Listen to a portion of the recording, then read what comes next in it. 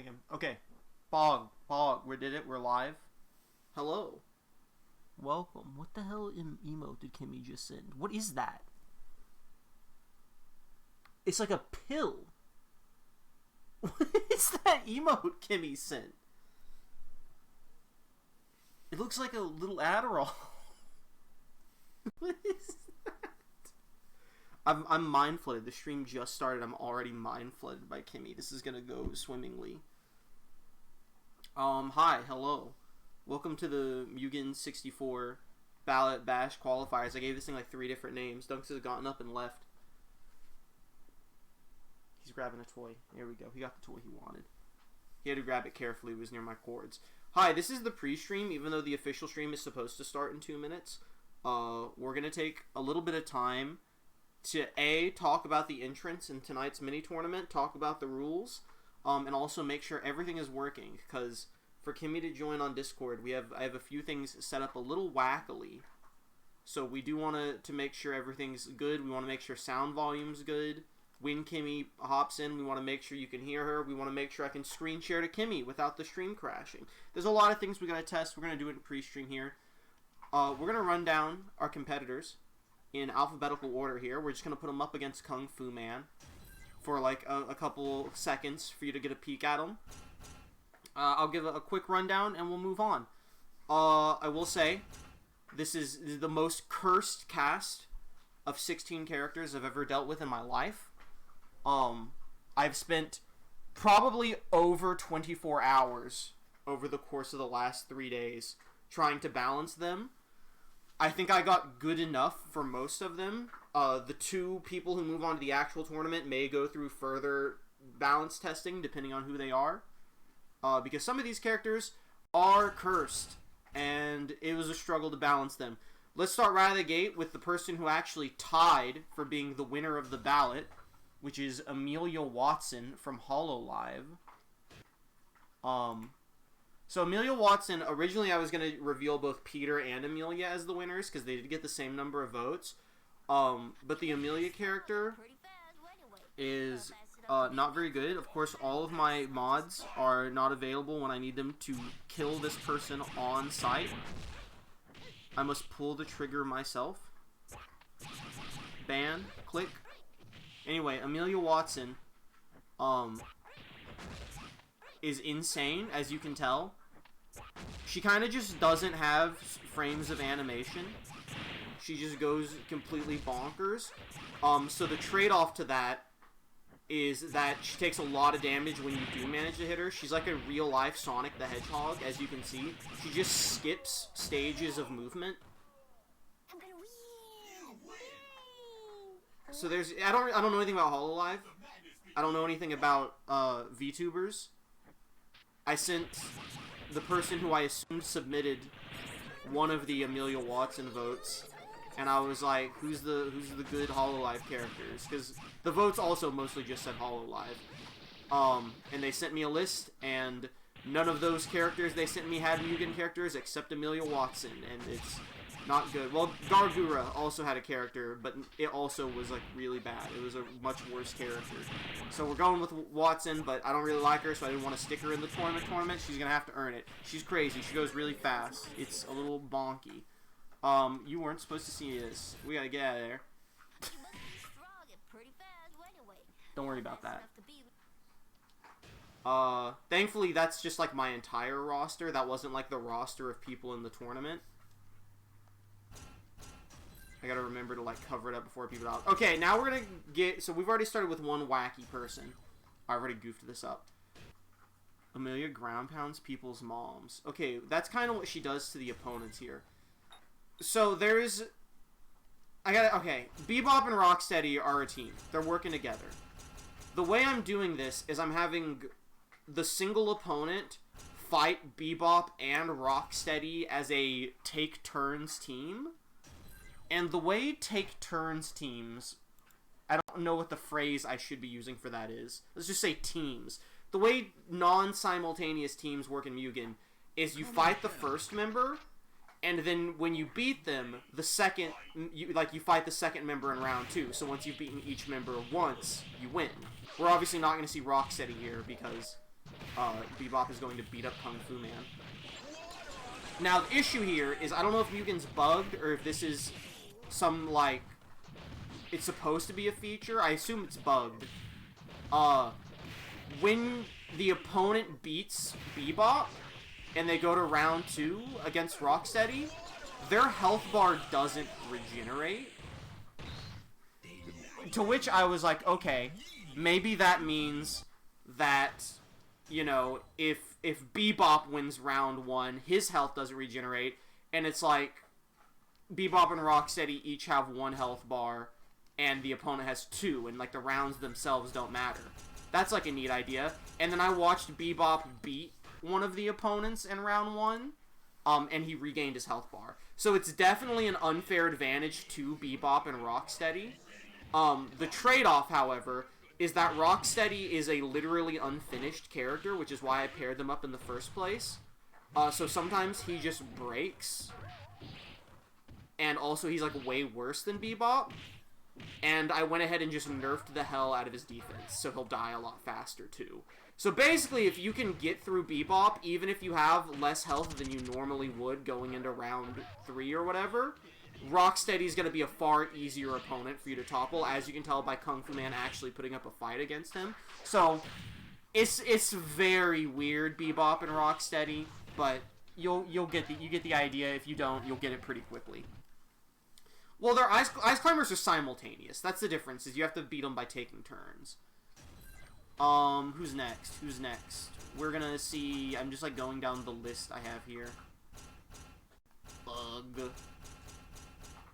Dude, yeah, Frigimon. Bebop and Rocksteady were from ballot. Frigimon is not in the ballot. I was actually gaslit into thinking Frigimon was way more interesting than she is. Normally I would say here's the part where Frosty tries to defend himself, but I think Frosty fell asleep because he's not here. But Frosty introduced me to Frigimon, but Frosty's not the one who misled me. The character page for Frigimon talked about how, like, oh, it has a Digimon World 1 item mechanic, where it'll call for items to be thrown in, and then either character can grab the items. And I was like, that's really interesting. As you can tell, Frigimon just throws snowballs. And, like, I've seen them call for items several times, but not often, and most of the time items are just never thrown. And then I saw an item get thrown in once ever, and the opponent grabbed it and got healed to full health. So, Frigimon kind of is just throwing snowballs out here.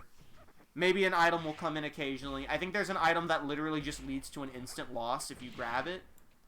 So that's pretty cool. I heard a noise. It may be Kimmy. Live Kimmy check. Hello. Okay, I hear Kimmy. Kimmy, start talking. I don't know if chat can hear you.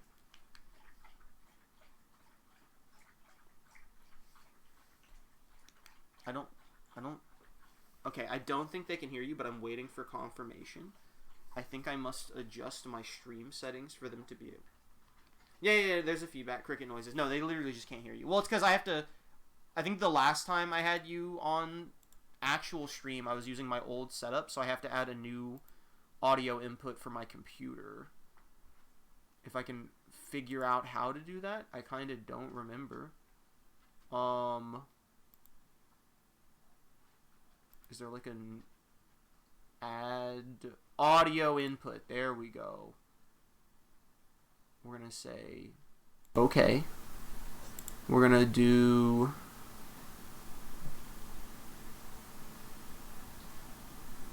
okay, this is incorrect. Ignore. Okay, I did that wrong. Discard. We're going to...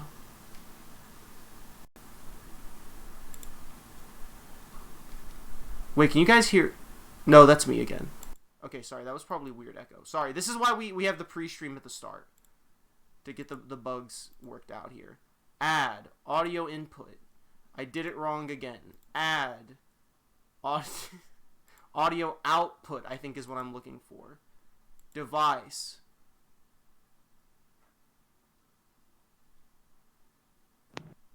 This, maybe? Can we say something? Okay, that definitely didn't work. My audio didn't... Why are there two of them now? What the hell? properties? What if I change it to my headset?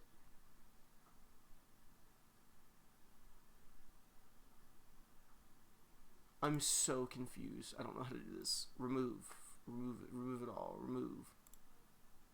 I'm muting myself temporarily so this doesn't.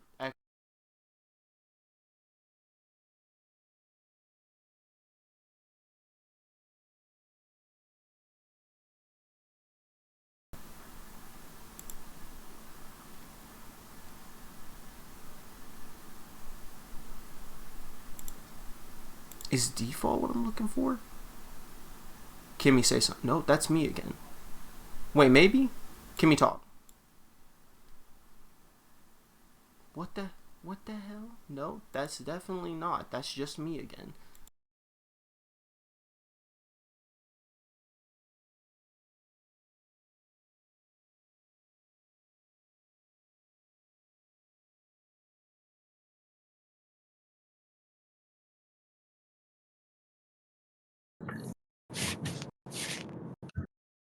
Hello, hello, hello.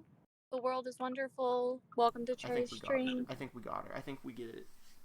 The world truly is wonderful. I'm watching the volume go up as you speak, so I'm pretty sure it's working. Hey, it's Kimmy. Ooh. Okay, I did see that my volume needed to be increased slightly. We're gonna go swoop. And I'm a little bit... I also will probably be talking slightly louder when it's tournament time. Kimmy, also talk. Let's make sure if we talk over each other. That's okay, good. so okay. we can just continue to do that. Okay, cool. It can also be adjusted on the fly. I saw that Frosty was here. This is a good thing we did pre-stream. Everyone's late, and that's okay. It's nobody's fault. So now we're going to do the funky thing. Now, this actually might kill the stream, me doing this, but that's okay. It's a test run. I'm going to hit the start virtual camera button. It did not kill the stream. We are a go. I'm going to go to Discord. This is not going to affect anyone but Kimmy. I'm going to turn on my camera. So, Kimmy, you can watch this in real time. Nice. You don't have to use the Twitch thing unless this breaks the stream. Because like I said, I'm using a different setup than before. So there is a chance that this will work better than when we tried to play the visual novel and it lagged the crap out of stream. Frosty, you missed the bot. Oh, yeah. Alright. Now, we're going to pull up another character to show off. We've talked about Frigimon, Bebop and Rocksteady, and Amelia Watson so far. Now we're going to talk about Generator Rex, and we're going to make sure that the everyone's volume sounds good compared to the game audio, and we're going to make sure the game is not running like crap when I screen share to Kimmy while also streaming. Let's keep our fingers crossed. Generator Rex is I don't know if it's pronounced Jus or if you're supposed to say J-U-S. He's like a small pixel character, which makes him very fast. It makes him very hard to hit. He's got lots of funky abilities here. I actually really like Generator Rex. I think he's a pretty good character. I have not watched the show, but that's kind of true with most people in the tournament. He's got Ben 10 powers. What are you saying, Kimmy? What was that move that he did where it's like, it looked like that? Like, is that like a hover pad? Oh, so Generator Rex's gimmick is that he can turn his body parts into giant machine parts. Oh. And so that's what he's doing. He's got big metal fists. He can create a giant mecha jetpack. So it was a hover pad. Cool. Yes, correct. That's his big boots. You can see him kicking his little feet. I was just looking on stream. Is this looking at like a decent frame rate? He teams up with Ben 10 to use upgrades power to shoot a laser beam. Sometimes he turns into a car and you can just block it by putting your 2 fingers up in the air. That's the gist of Generator Rex. Looks good. Fantastic. If it starts to look less good, let me know. We're going to try and speed run through some of these characters now. We got Grimlock from Transformers. I almost said Dino Thunder, but that's the Power Rangers things. Grimlock is big, and he is a dinosaur. He does not transform. He is just a big dinosaur. You may notice he's in 3D. That's because he is a big dinosaur. He kicks and he bites. That is what dinosaurs do. That's Grimlock. That is... You just saw Grimlock's entire moveset. Big hopes for that guy. I almost clicked on a character that I thought was Baki. It was not Baki. Kool-Aid Man. Kool-Aid Man is here. He's not good. Kool-Aid Man is not a good character. We saw some boos for Grimlock. Kool-Aid Man is not a good character. He throws Kool-Aid and I had to give him a bunch of defense and attack because his moveset is stinky. That's it. You've seen basically his entire moveset. He might have 1 or 2 moves you haven't seen. He kind of got in here on nepotism. He's in here for name alone. I wouldn't put Jigsaw in. I did put Kool-Aid Man in. I don't know why I did it. I should have put Jigsaw in instead. And like I said, every character in this mini tournament is either very simple and not good, or is way too complicated, and balancing all of them was a nightmare. Hey, it's Marceline the Vampire Queen. She's the next one. My stream may have crashed. Hold up, it's not letting me... anything on my side. Oh, there we go. Where's the Kool-Aid clutch? Dude, in the bank account. Marceline.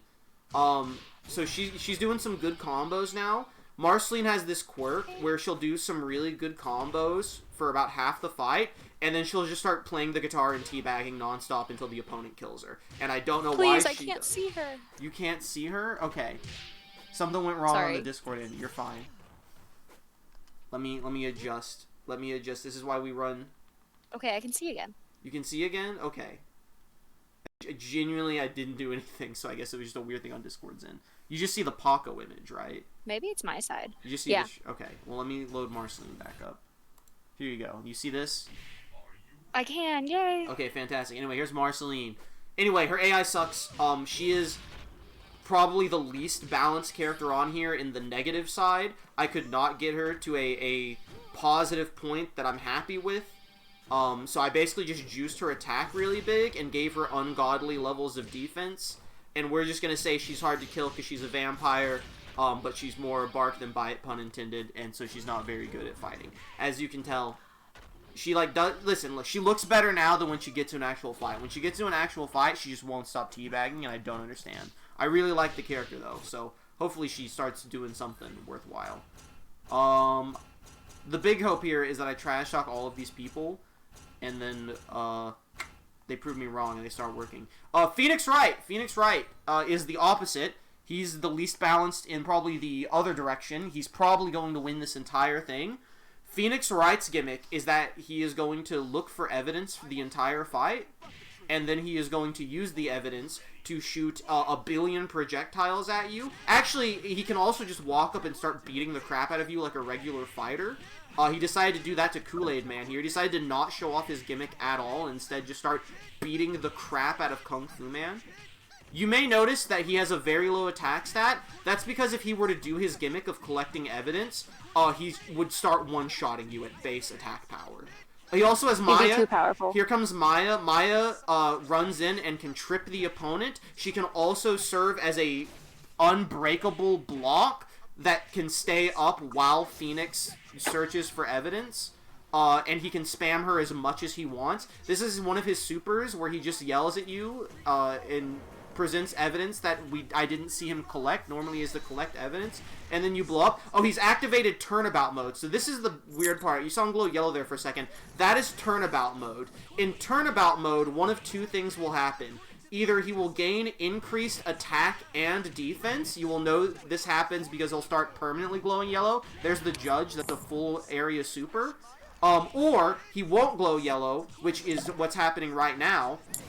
And what that means is anytime he gets hit and it would kill him, he just does not. He just doesn't die. I have no idea what triggers the he does not die.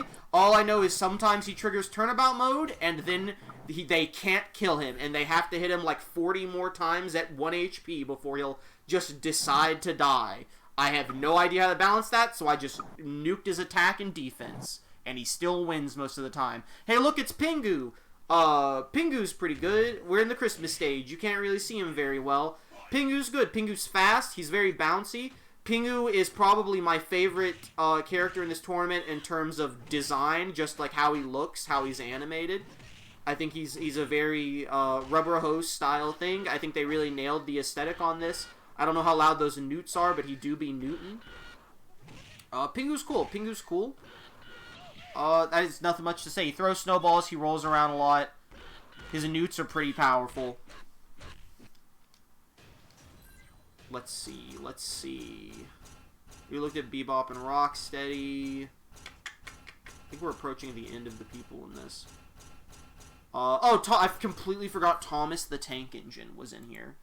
Thomas the Tank Engine, he just kind of, like, spins around and hits you with his train body. He can throw, coal at you as, like coal carts for, like, a ranged attack. He's doing it right there. He can summon more trains to come in and hit you from off-screen. There it is. He's really good at timing that. Thomas, honestly, has, been the perfect job of representing his powers. That's him charging up his super, right? Yeah, it is. Sometimes he can throw out a bunch of coal carts like that. It's pretty decent. Mostly ranged, I would say, but can do some damage up close if he needs to.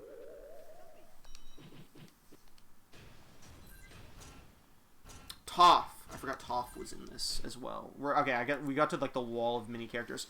Toph, controls rocks. She has actual voice lines.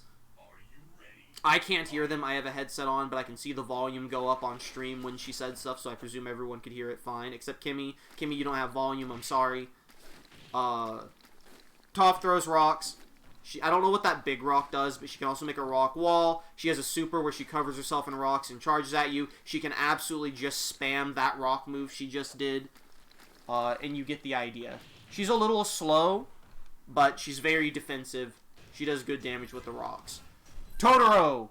Totoro is a charger. Totoro will stand in the corner and charge up his super. When his super is charged, he shoots a variety of laser beams at you. He's very defensive. His lasers do good damage. He can rush in with some melee swipes with his paws, but mostly he's just going to charge up that laser, and he's going to continuously do that. Every now and again he moves in for some quick scratches as such. He's doing a lot. People are doing a lot more melee on Kool-Aid Man because he's a more stationary character. But normally he goes in the corner, he hides, he charges up his laser, he fires it. That's Totoro. Uganda Knuckles. This one was also a nightmare to balance. Uganda Knuckles. He spits on you. I'm waiting for him to summon one of them. He has his brothers he can summon to assist him. There they are. He has lots of allies. And then he has Chaos Control, where he can stop time and do whatever he wants for a set amount. I believe that is all he does. Oh, he's got a big one. Yeah, this is him summoning his entire army. This is blockable, but it is a lot of hits. I'm trying to speed it up now so we can get going with the actual tournament. Beautiful Joe. I know if Thorn was here, this was his favorite. This is who he wanted. Beautiful Joe is very fast. He hits very decently. I would say very hard, but not really. He hits decently, but he attacks a lot. He's a very quick, floaty character. Big, very combo-based. He has the Desperado Blaster, which does an absolutely ridiculous amount of damage when he busts it out. That's his super. The Desperado Blaster is usually what he's going to be going for game. There it is. Big hit. I almost just backed out onto the menu without covering the screen. Oopsies. Okay, and then the last one, I believe, if I'm missing someone, I'll point it out when I look at the brackets. The next one is going to be, or the last one to show off, is going to be Scarecrow. Along with Phoenix Wright, Scarecrow is my pick to be the two... Phoenix Wright and Scarecrow are who I think is going to be the two people that make it to the actual tournament. Whoever made this specific version of Scarecrow that I'm using, they were my 13th reason why this month. Because I spent 3 hours at 2 in the morning trying to balance him, changing his stats, not understanding why it wasn't making a big difference, only to realize that he has 2 files that you can use to change his stats, but only one of them does anything, and the one that does anything was hidden by the person who put the character together. I don't know why they did this. I don't know why there was a fake file in there. Scarecrow, he does a lot. He does stuff non-stop. If he hits you with that green spray you saw a second ago, which is his level 1 super, that is his fear toxin. If you get hit by it, he can just summon hallucinations to do damage to you, like the birds, little purple demon guys that just hold you in place out of nowhere. Scarecrow will just loop you for the entire game with a single combo. He is insane. But the trade-off is I made him take a lot of damage if you hit him. So if you can break out, you're going to do a good amount to him. Is everyone ready now to actually start the tournament? Now that we've had the pre-stream, we've shown off the characters. You understand the hell I've been through trying to balance these idiots. You You're did your ready. best. Kimmy, can you do me a big favor? I need you to go into the Discord where I posted the link to the bracket in the tournament chat, and if you could just copy and paste that into Twitch chat for me, I would really appreciate it. Okay, you said go into Discord chat Yes. where you posted the bracket. Yes, it'll be a link. It'll say challenge.org. I think I posted it in reply to Edgy. You just post that in Twitch chat for me. I'd like to access that on my laptop so that I don't have to keep swapping tabs to look at the matchups. Yeah, give me just a sec. Has volume been good, everyone? I do have our first matchup ready to go.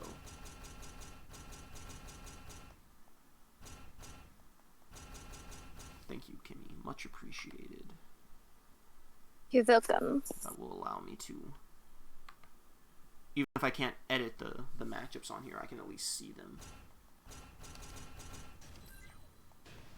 Alright. So this is rules of the tournament. It's double elimination. There's a winner's bracket and there's a loser's bracket.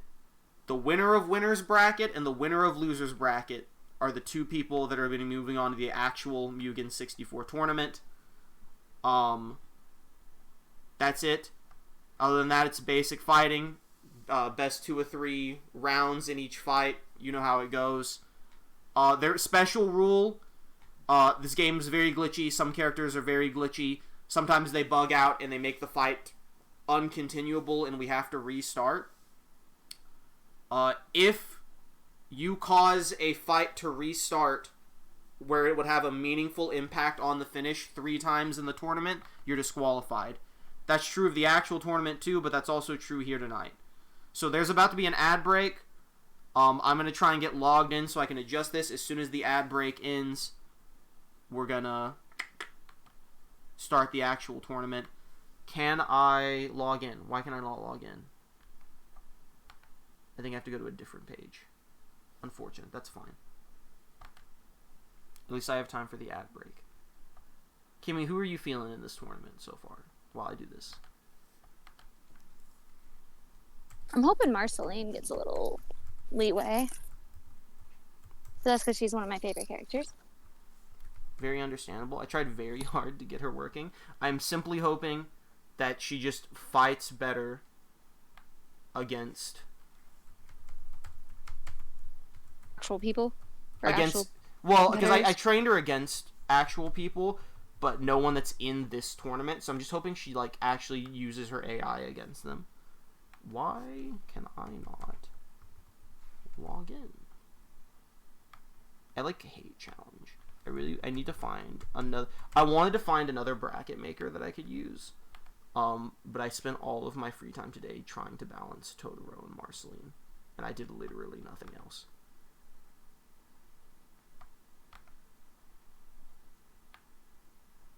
Okay, cool. I'm logged in. I can now adjust it on the fly. I don't know if anyone submitted predictions poll-wise. It doesn't give me a page to view them, so I don't know if that means nobody did or if that means I don't understand how challenge works anymore because it's been a long time since I used it. But whatever.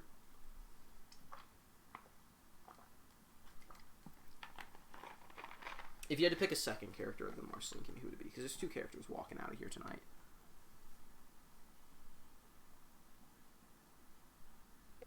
Sorry, I switched over. Let's see. If I had to pick a second character, I'd probably pick. Kimmy,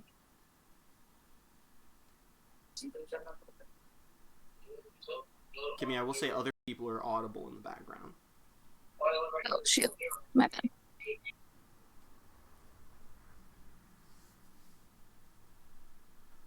Okay, ad break is ended. We're finally here. We're finally ready to start this round 1 winners bracket match 1 Phoenix Wright versus Ugandan Knuckles. We're going right into it. I actually have no idea who takes this. This is like the one person, along with Scarecrow, who I think could put an actual real fight up against Phoenix. just from the pure minion spam. I don't think Maya can hold him off. Maya's already trying. He's hitting objections. He's finding evidence on the ground. Maya's holding her own. He's already got 3 pieces. He's already activated turnabout mode. He knows that his laser is missing. His Uganda Knuckles is too low to the ground. He did activate turnabout mode immediately. He's whipping things out. You can tell that he is afraid of Ugandan Knuckles. He said, "No, I will present the facts." And that's exactly what he's doing. He's trying to hit that damage on Ugandan Knuckles. It did a small amount. Ugandan Knuckles, he's calling in the lasers of God. And they are going to do a lot of damage to Phoenix Wright because Phoenix Wright has no defense. Ugandan Knuckles, I didn't really consider how much a height disadvantage Phoenix Wright would be at here. He really is not good against short opponents. The army, his army of brothers have come in. It's really just the big one. You can see Phoenix Wright is refusing to die using turnabout mode.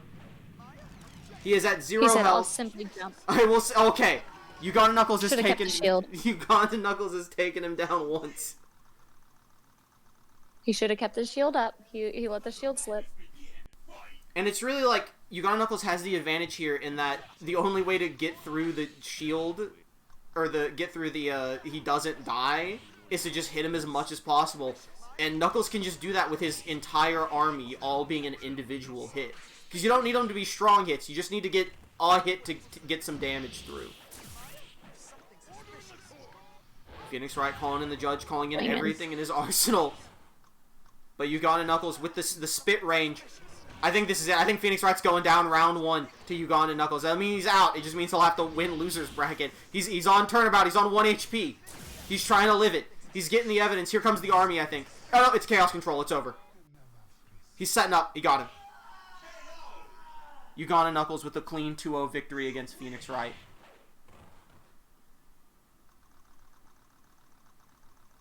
I think that is an immediate upset. There's a little windscreen.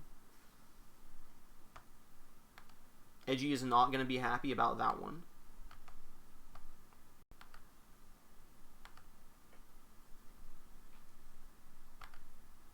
Ugandan Knuckles will move on to winner's bracket. Phoenix Wright goes on to loser's bracket. What a loser. He actually got completely stomped there. Our next matchup is going to be Beautiful Joe versus Kool-Aid Man. F to Phoenix Wright. Personally, I think this is a clean Beautiful Joe sweep. I don't really think Kool-Aid Man has much of a leg to stand on here. I think the pure speed of Beautiful Joe. Oh no, Kool-Aid Man's, you know what? Kool-Aid Man's getting at least some hits in. Kool-Aid Man is bulky. Okay, he's bulky, but Beautiful Joe's hitting rapidly. So, you know, it's a lot more even than I was expecting. But he also hasn't used the Desperado Blaster yet, and that's kind of where it's all going to fall apart for Kool-Aid Man. Dude, I didn't even notice, like, the little V thing was a bomb. As is tradition of this tournament, allies and lingering effects. Some of your best friends here. Beautiful Joe. I mean, Ugandan Knuckles has the allies, but so did Phoenix Wright. Beautiful Joe has the lingering little bomb, little kickball. Kool-Aid Man's just kind of tanking the hits and then getting some of his own. The bombs are putting a lot of work for Beautiful Joe. Desperado Blaster, that's almost killed Kool-Aid Man. Beautiful Joe's definitely got this. He really used those bombs to his advantage. Kimmy, what are your thoughts? I think he was definitely swinging, but his opponent is Kool-Aid Man, so, you know. No, I don't actually. It's very interesting. Kool-Aid Man, despite being a former best competitor in all of FPW, former commissioner of FPW Thorn, actually very mad that Kool-Aid Man is in this tournament. I would love to have gotten his thoughts from him, but he did not get back to me about showing up for this. But he does want it on the record that he is very much not for Kool-Aid Man in this tournament. He hates Kool-Aid Man. He thinks Kool-Aid Man is the worst competitor in this mini tournament. Well, it could be decided here now, or he could end up shocking us all. I don't know, I think... Well, no, Kool-Aid Man's actually in the lead right now. Well, not in the lead, because Beautiful Joe's got a round up on him, but he's done more damage, but Beautiful Joe's starting to turn around. And that's the difference between having high stats like Kool-Aid Man and Beautiful Joe just being better than you. And that's really what it's going to turn around. I will probably random the matchups in between each round, so challenge is only going to be... The bracket maker is only going to be useful to me for, like, the first round, and then I'll just start hitting the RNG, but that's how it goes. Oh, he did block the Desperado Blaster. He's got a shot here. Never mind. Okay, those bombs did some hard carrying for Beautiful Joe. Those bombs really put in a ton of work for him. And Beautiful Joe is moving on to winner's bracket. Kool-Aid Man down to losers. Oh, Christ. We got the two scary lads up next. We have Marceline versus Scarecrow. I'm not gonna lie, Kimmy. This is not a good matchup for Marceline.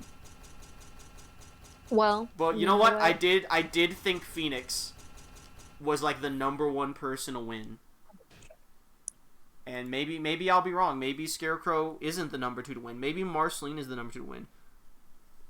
Commissioner doesn't gotta worry. She could surprise us all. She could, absolutely. It is two scary lads facing off here. Vampire versus Scarecrow at the Evil Dead cabin. A very fitting location. Marceline does have great defense, so that could help her a lot here against Scarecrow, who attacks fast but not very hard. She could actually have the counter trap here if she can just survive long enough to get some hits in. But Scarecrow is like the god of lingering effects. Marceline yet to get a single hit in, but that's okay because he hasn't done much damage to her just yet. Oh, you see, just one punch did about the same amount of damage all of Scarecrow's combos have done to her. She just has to manage to fight through the barrage of attacks he sends her way.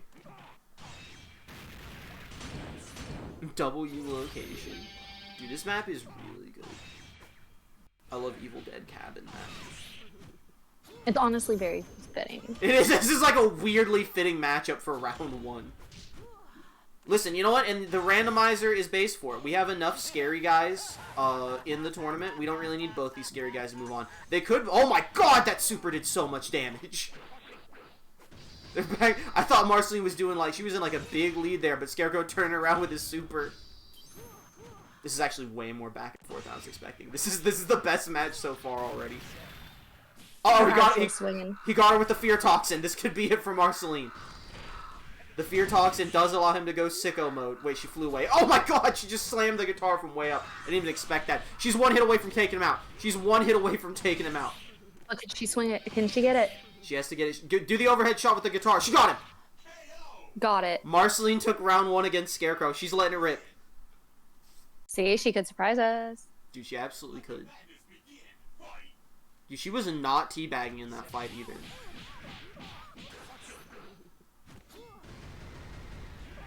Her block is really, really good. She just has to use it smartly, which she has been doing in this fight.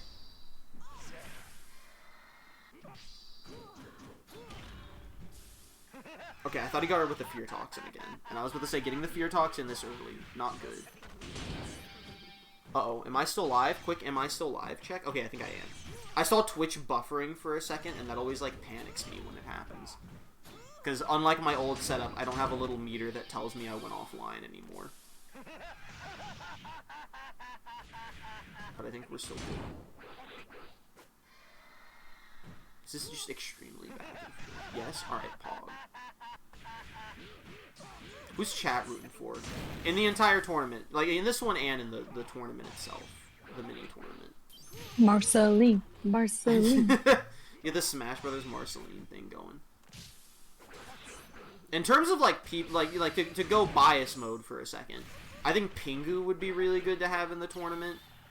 I don't know. Honestly, Marceline, probably.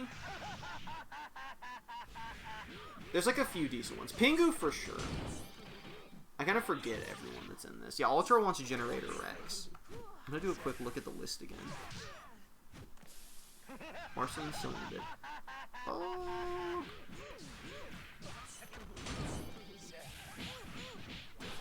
Oh, I did miss a character. I missed Baki. We did not show off Baki the grappler. Baki is just a brawler. He hits really hard. He's very fast. He's just a straight up striker.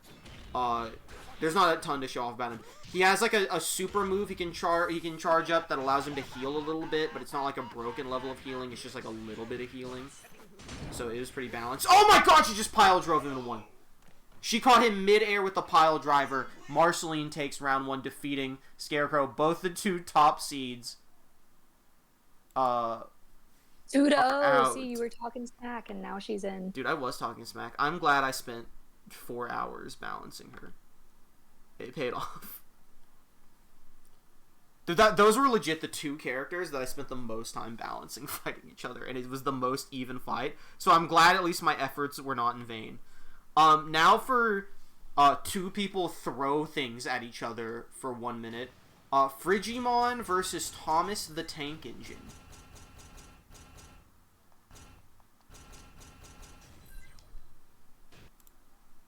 Thomas probably is going to take this, which is a weird thing to say, but I just feel like Thomas has more of like an actual moveset going for him, whereas Frigimon just has snowballs. But I don't remember who does. They look like they do about the same.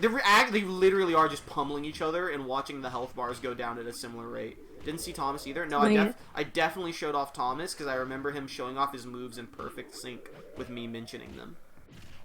Get him, Frigimon. Get him. Thomas is in the strange. Thomas had a very slight advantage here. I think some of the snowballs are missing, and that's leading to Frigimon just eating hits here. It is not looking good for Frigimon. It's looking quite bad for actually most of these moves are not hitting Thomas. Ooh. Dead. I don't suspect round 2 is gonna go much different. I think this is a clean Thomas win here. Thomas is immediately okay. They're both pummeling each other right out of the gate. Canonical train passing by. Canonical train. What's crazy is like if Frigimon would just like back up and throw the snowballs, I think a lot more of them would hit. But Frigi's trying to like point blank snowballs, and it's not working out. I mean, actually, she's in the lead a little bit here. Oh, she's hitting a slurry, a big punch. Hold up. She's trying to turn it around here. She wants this to go to a round 3. She got it. Frigimon got it. We're going to the 3rd round here for Thomas and Frigimon. The 2, one's throwing coal, one's throwing ice, and they're just lobbing them as hard as they can. Quick punch right out of the gate. That's what Frigimon needs to do. Frigimon needs to do some more actual attacks. And she can maybe walk out of this. Yeah, you like to see big punches. Thomas is charging up. Thomas is charging up something big here. Thomas just flew away. Oh, there he is. Oh, I saw Frigimon knock one of the trains away with a snowball. I think Frigimon's learning a strat here. Thomas just unleashed his load of trains from the supers he was saving up. I think Frigimon's got it. I think Frigimon turned it around. Oh, and a brand new move I've never seen before to end the fight. Yeah, get it, Frigi! Frigimon has won. Frigimon is victorious. Oh, he's going swole. Frigimon will move on to round 2 of winner's bracket. Thomas the Tank Engine going on to losers. Okay, it's a big one next. Generator Rex versus Pingu. This is the Ultra versus Frosty match. Both of these characters were submitted in the ballot. Generator Rex does not have an image. Some characters are just like that. I may try and fix them at some point, but changing the profile images is honestly kind of a pain in the ass and takes a while. So maybe, and also there's a lot of characters, so maybe I'll fix the images before the actual tournament, maybe I won't. Generator Rex hitting a lot of moves right out of the gate. I will remain unbiased here, mostly because I think both of these characters are actually good. Even though I like Pingu more as a character, I think both these characters are very good and interesting, so like they would both fit in the tournament. Again, losing here does not mean you can't be in the tournament. There is still loser's bracket you can win. Oh, Pingu with a nice spinneroonie. Pingu loves the combo of throwing him up in the air and then hitting him with the spinny. The Pingu ball is also very effective. We didn't see a lot of Pingu because I was rushing for time. But Pingu's got like a pretty good moveset to go. Nice duck there by Pingu. Pingu also like has a crouch, which very few characters have, which allows him to just hide underneath. Pingu got stuck in the wall for a second there. Allows him to hide underneath people's moves. Oh, he missed the spin there, and that's going to allow Generator X to go for multiple big blasts. That could cost Pingu this round. He's still going in. Generator X almost to a level 3 super. It's nice that we can see him this time. He's calling in his good friend Benton. It didn't work. He missed. It's okay. He's still almost up to a level 3 Penguin's super. too fast. That didn't cost much. Pingu's been wasting his supers too. Do you have everybody from every series? No, that's too many people. I have about 125 characters, I think, total downloaded. Maybe slightly more. I mean, obviously not exactly 125. Pingu's starting to turn it around. It's an ever-growing insane roster. amount. It's a lot of characters, and it's a lot of... Listen, How many did you edit? How many have I edited? Listen, I was about to say, if me talking about... Oh, he hit Pingu with the car! Generator Rex tanks round 1. Just barely, though. So if my talking about how much of a pain it was to balance and how long balancing these people took meant anything, what the takeaway from that should be is even after I finish revealing all 64 characters, don't expect the tournament to start right away because I do still have like 40 characters in the actual tournament to balance, so that's gonna be a lot of time I gotta spend doing that.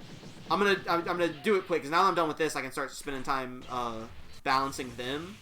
But and pretty much every character in the tournament I have to balance. Very few characters are like out of the gate ready to go, since I balance them a very specific way. But in terms of actual like going into the code and doing more than just changing stuff, Generator Rex just got like the biggest fucking combo in history. Holy shit! I was like easy clean sweep for round 2 for Generator Rex. It's gonna be real awkward if Ben and Rex face each other in the actual tournament. Dude, it's a real possibility. Generator Rex taking the victory there. The Moon and Smile Dog, Mako edited the actual code for. I actually also edited the code for Marceline to try and get her to work better. I think it only made her slightly better, but clearly she's good enough, so that's something. There's like a small amount of characters I've edited the actual code for. Obviously, Gooper Blooper was like I edited that massive. Nothing is on that level. If I was doing this game series, I would have done a Tekken Versus and Mortal Kombat game. Dude, there's a version of M.U.G.E.N called Mortal Kombat Project. And I hate it just because there's so many really cool characters that people make for Mortal Kombat Project, and when you make them for Mortal Kombat Project, they don't work in regular M.U.G.E.N. So there's like a ton of characters where I'm like, oh, this is sick, and then I can't use it because you have to like port it from Mortal Kombat Project to regular M.U.G.E.N, and everyone who knows how to do it is like a weird ego about it where they're like, I'm not going to tell you how I do it, and I'm just going to have that info for myself. The M.U.G.E.N community is not good. That's my opinion of the M.U.G.E.N community. Apparently, Baki is going to be... Yeah, Baki's literally in the last match of the round. So the one character we didn't show off is going to be like the last one to show up. This is going to be Amelia Watson versus Toph. That was weird.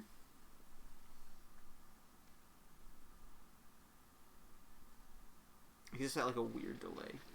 Cool game, weird community, basically. Absolutely. I suspect Amelia Watson's gonna win this. Toph's got good defense, but she has to like do her hand motions to earthbend, and Amelia Watson is moving at the speed of time, so... Is Edgy here? Edgy, can you give me Amelia Watson lore? I don't watch VTubers. I haven't really watched Avatar either, but I know like a general amount of Toph. I know she's an earthbender, I know she's blind. I know she learns how to steel bend at one point. I know she's definitely losing this fight. You need some Toph info? Yeah, let's get some Toph lore while I wait for Edgy to give me Amelia Watson lore. I don't know why Amelia Watson has gears. She pulls out an assault rifle at one point. Can we talk about Toph for me? Yo, so Toph is the first one to discover metal bending due to the fact that she got trapped in a metal box and just through sheer willpower decided to fucking bend that shit. Doesn't she also like bend an entire steel boat at one point? Yes. She also goes on to like create a whole like elite task force full of like steel benders, while also like then like going into recluse mode, like her daughter takes over or whatnot, and then like she goes into recluse mode. Yeah. Okay. And she goes into recluse mode and she just becomes like a granny lady and lives in the forest, and she's amazing.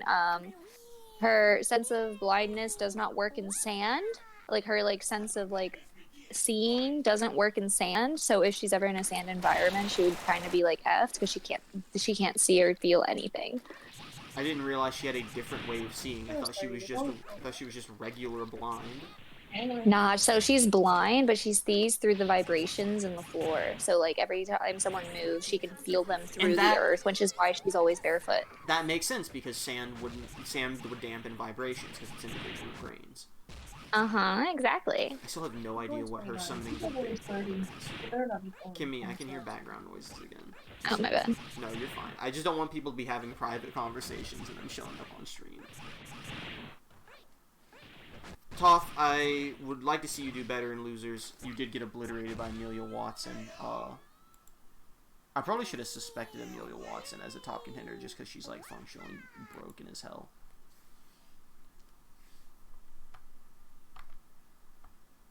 Anyway, Amelia Watson moves on. Alright, oh my god, this is a weird one. We're gonna have Grimlock versus Bebop and Rocksteady. I have no idea who's taking this one. This is two very weird competitors matching up here.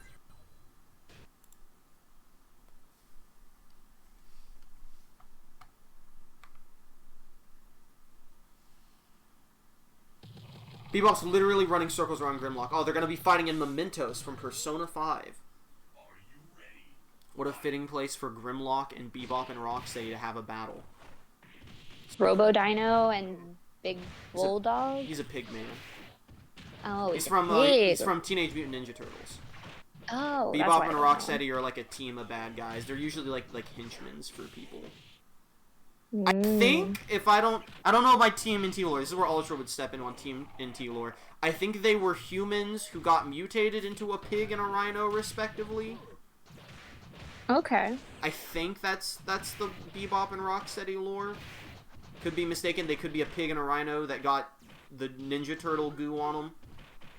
It could be opposite. Grimlock is just a big robot. I mean, he's a transformer, so he's like a robot, but instead of turning into a vehicle, he turns into a dinosaur. That's it. There was a version where it's the robot, like it's the big robot, but I wanted the dinosaur instead. The dinosaur has lost to Bebop.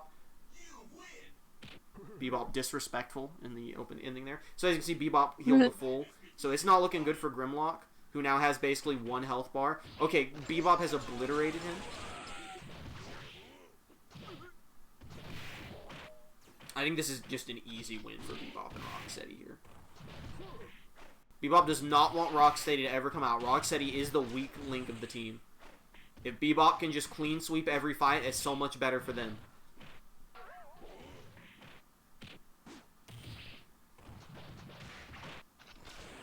And I think he's going to do that very easily here.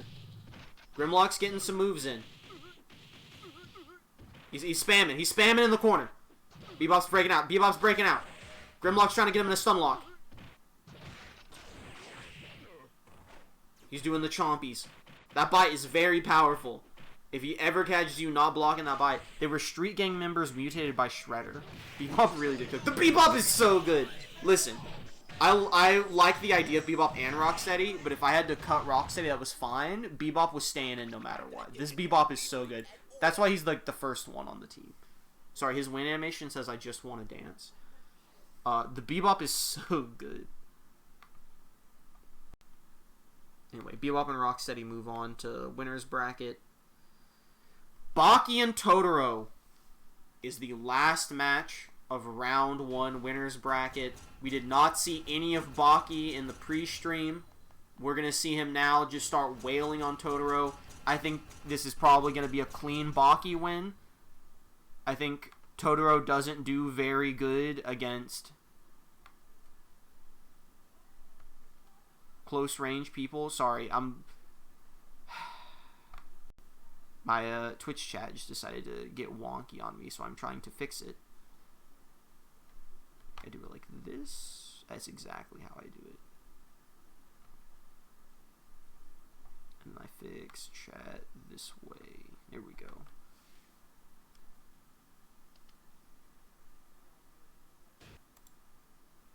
Oh, let me in. Let me in. Okay, there we go. Baki versus Totoro. Totoro, he doesn't do super well if you don't give him time to charge, and I presume Baki's just gonna rush in and start beating the ever-loving crap out of him. Oh, he did it. Oh no, he was able to hit a laser right out of the gate and start charging a bit. Totoro's actually taking the offensive on Baki here. Totoro being smart for once and knowing that he can't let Baki get in close, which means he's not going to have time to charge. He's taking some time to charge now. And he's going for a claw rush. Totoro's sticking to a melee strat here, followed up by a laser. Baki is trying to block all of it. But, you know, when you block, you do still take a very small amount of damage, so it does build up. Baki is starting to get some combos. Totoro just throwing him across the screen. Kimmy, do you have Totoro lore for me?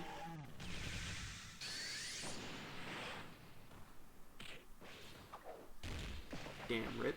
Anyway, I don't know anything about Baki other than he's like a really strong fighter. I know he has a super where he'll pounce at you and then he turns into a Triceratops. I don't know if that's canon to Baki lore, but it's a pretty sick move when he does it. It's really powerful too. Totoro's going crazy on it.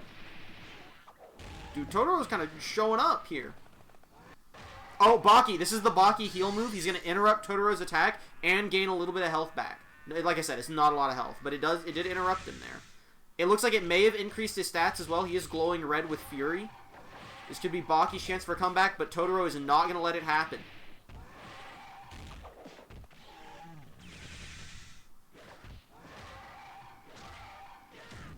Kimmy, it's okay if you can't talk. I am just making sure you know that I can't hear you in case you were saying anything. Yeah, I had myself muted. Okay, just double checking.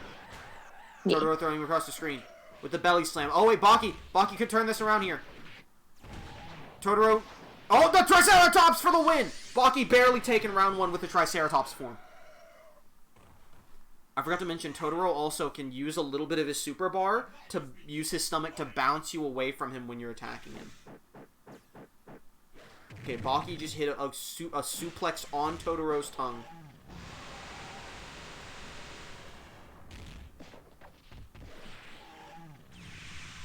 Totoro's just got to keep it defensive. He did really good in round one. He just got caught up at the end there. But if he can just keep the aggression going on Baki, he has a real chance here. Nice spinny top move. Baki's going to heal up a little bit and go into his rage form. This might be necessary for him to turn into a Triceratops, which is going to do a lot of damage. This is basically Baki's super. Totoro using his little umbrella to shield. Able to buy himself some defense. Baki. Both these men just going aggressively at each other while also blocking the other's incoming attacks. But it's whittling them down a little bit. Oh, Baki got in there. Baki got in there. He was able to get some good blitz there. Baki's a lot faster than Totoro, and that lets him get in for the attacks and then get the blocks up faster than Totoro normally does. Totoro did grab him, get in with that yell there, though, unblocked. Nice kick from Baki, breaking out. Going into, he turned into a mosquito, it looked like, for a second. A little hard to tell.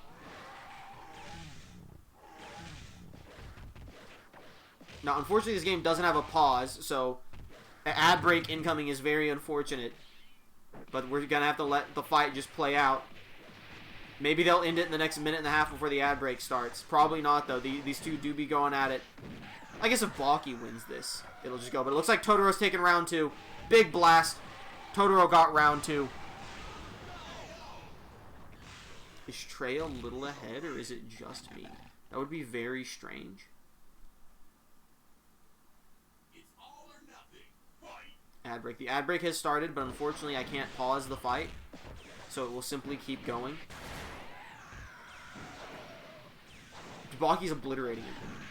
Baki said, I will speedrun this before the ad break ends. Totoro, this is not the time to be charging.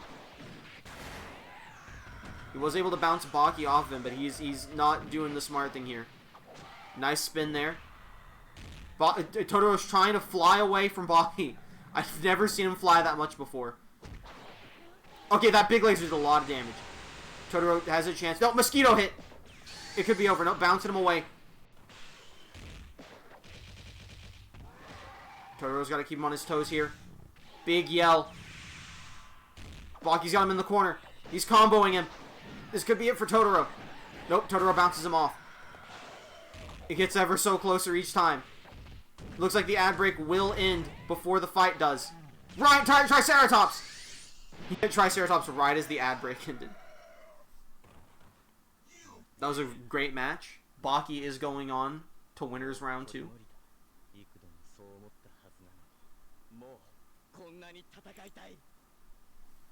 I wish I had an effective way to check if I was really ahead. Let me try something real quick. Just because I've noticed it may be being a little weird. We're gonna do an adjustment here. I don't know if it'll actually adjust anything. I can also go ahead and close this. I don't really need this open anymore.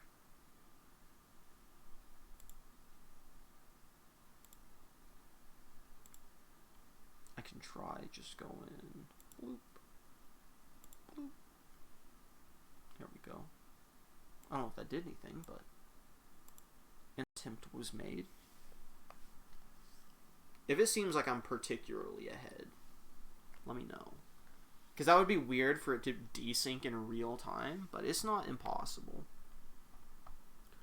Alright, with that we have the round 2 of winners bracket set up. I think we do losers next. I don't really... Yeah, it would be losers next. Okay, now is there a way to shuffle this? There is not.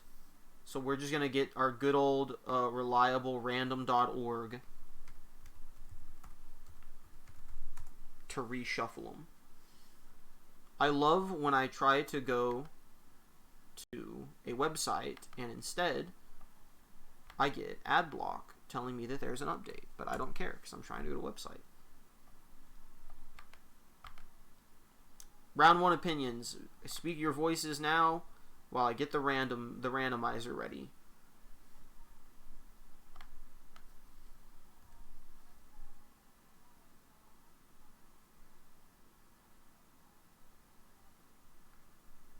You know what? I think I can't use the randomizer. I just realized, because then I would have to keep track of all of this nonsense.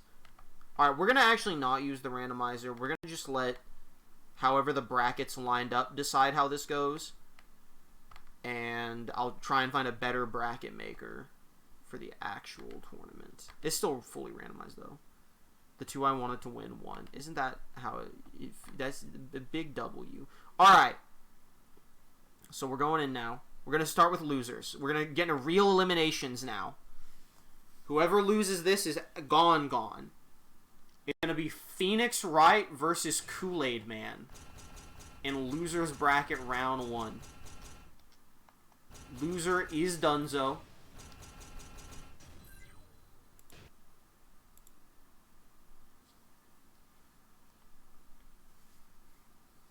Let's see. Are they going to be fighting on the moon with water? And Phoenix Wright, getting bold, deciding to try and get up close and personal to Kool-Aid Man. I don't really know if Phoenix's bold way of getting up close to people is really the way to play this. He's definitely more of a zoner. Kool-Aid Man is I don't know, he's getting some combos in. Kool-Aid Man's definitely shorter than him. He's shorter than the laser, but I think more of the projectiles are going to hit him than they were going to hit Knuckles.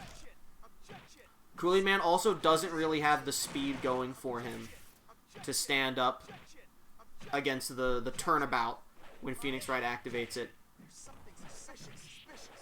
Did Phoenix Wright just slip on a banana peel? Kool-Aid Man has a lot of defense and power against Phoenix Wright, but Phoenix is doing a much better job zoning him out. Kool-Aid Man is not fast. He doesn't have allies. He doesn't have range. So Phoenix Wright really just needs to not be up against him like he is right now, and it would be an easy win. But as long as he's up close, Kool-Aid Man can get a few hits in and just undo most of the work undo most of the work Phoenix Wright did to get ahead.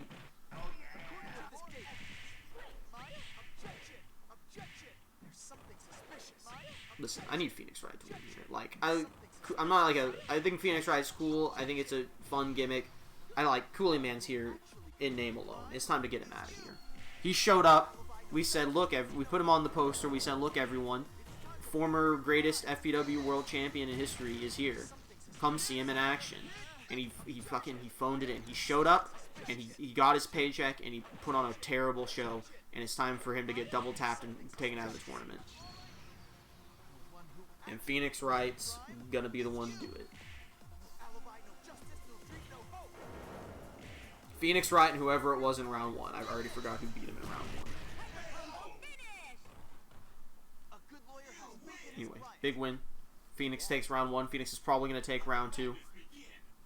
I definitely think Kool-Aid Man is like the worst one in this. Just in terms of like least interesting character design. Because Grimlock, I guess objectively has less moves than Kool-Aid Man. But Grimlock's like a funny big dinosaur. And I think that's pretty cool.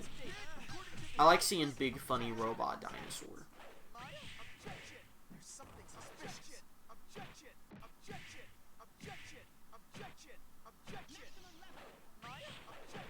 Now remember, for those of you unaware how double elimination works, we did not just split the bracket, so now one of these 8 is going in the tournament, and one of the 8 from the winner's side is going in. When people in winner's bracket in round 2 lose, they will go to round 2 loser's bracket. So actually being in the first round of loser's bracket is very bad, because now for the rest of the tournament, you're at like risk of full elimination. Whereas in winners, even if you lose in round 2 or 3, you've got a safety blanket of having another shot in loser's bracket. Usually the problem with Kool-Aid Man is that he overstays his welcome in tournaments. Well, you know what? I was about to say that's not going to happen here because he's getting double tapped, but this fight alone is kind of overstaying its welcome. The problem with Kool-Aid Man is he's past his prime. And you can tell he's coasting off high stats alone, and he's kind of just not doing much. Look at what Phoenix Wright, look at how much Phoenix Wright does with so little stats, and how little Kool-Aid Man does with so much stats. You want to know comparatively what their stats are? So the average is like 100 or so for attack. Kool-Aid Man has I want to say 120 attack. Phoenix Wright has 20. Look at this level of skill difference when you actually have something to use at your arsenal here. I think Kool-Aid Man's defense is sitting like 130 or something. Phoenix Wright's, I want to say, is like 65. There we go, it's over. Phoenix Wright got it.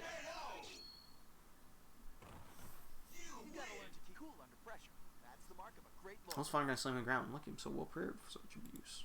So true, Phoenix. So true. Phoenix Wright moving on to round 2 losers. Goodbye, Kool-Aid Man.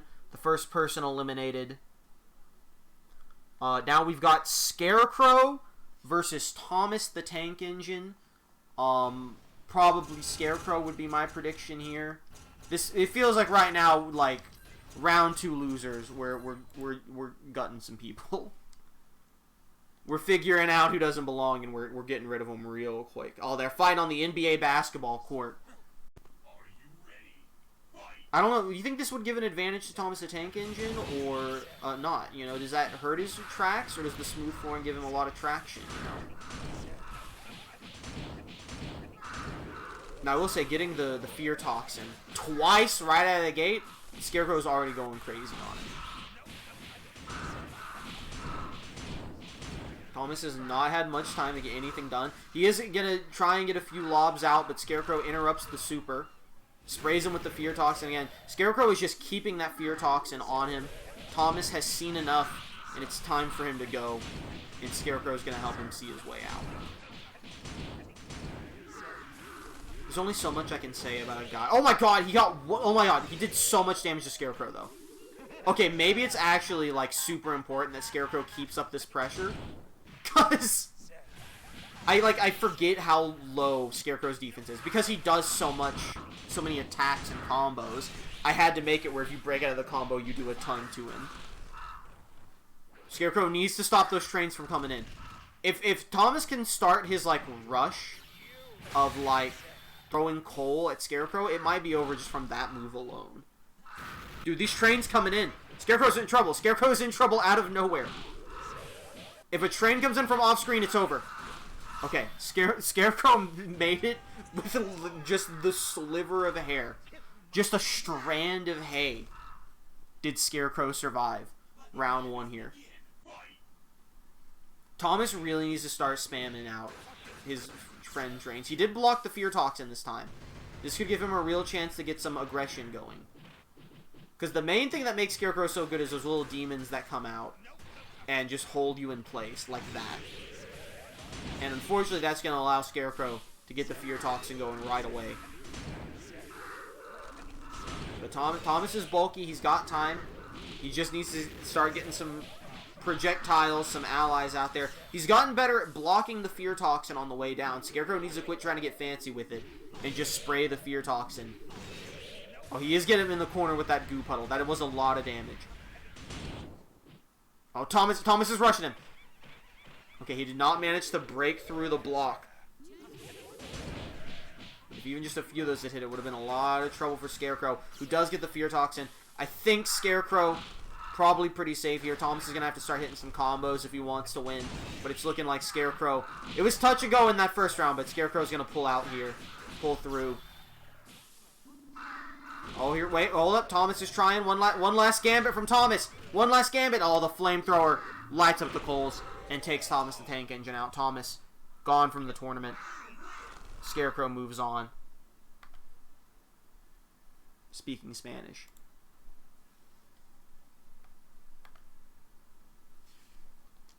Okay, this next one might not be so one-sided, or if it is, I'll be, like, surprised at how one-sided it is.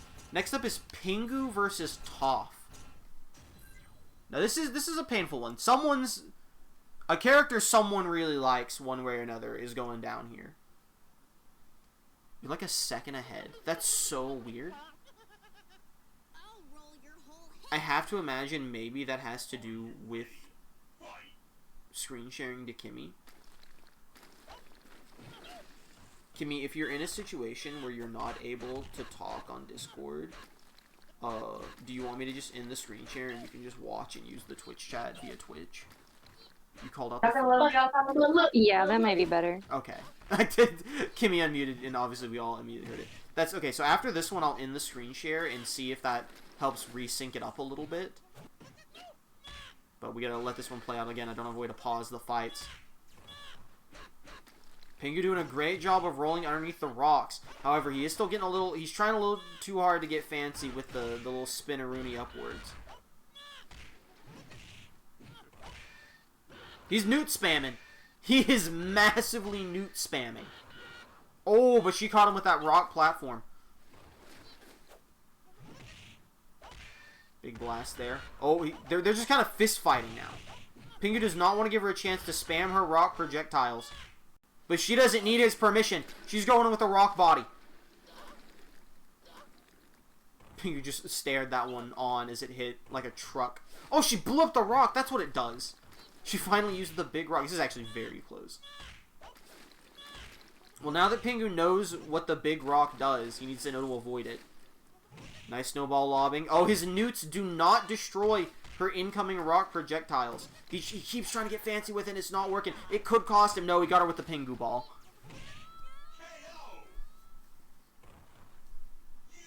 Pingu takes round one. Very close, though. Could still go either way.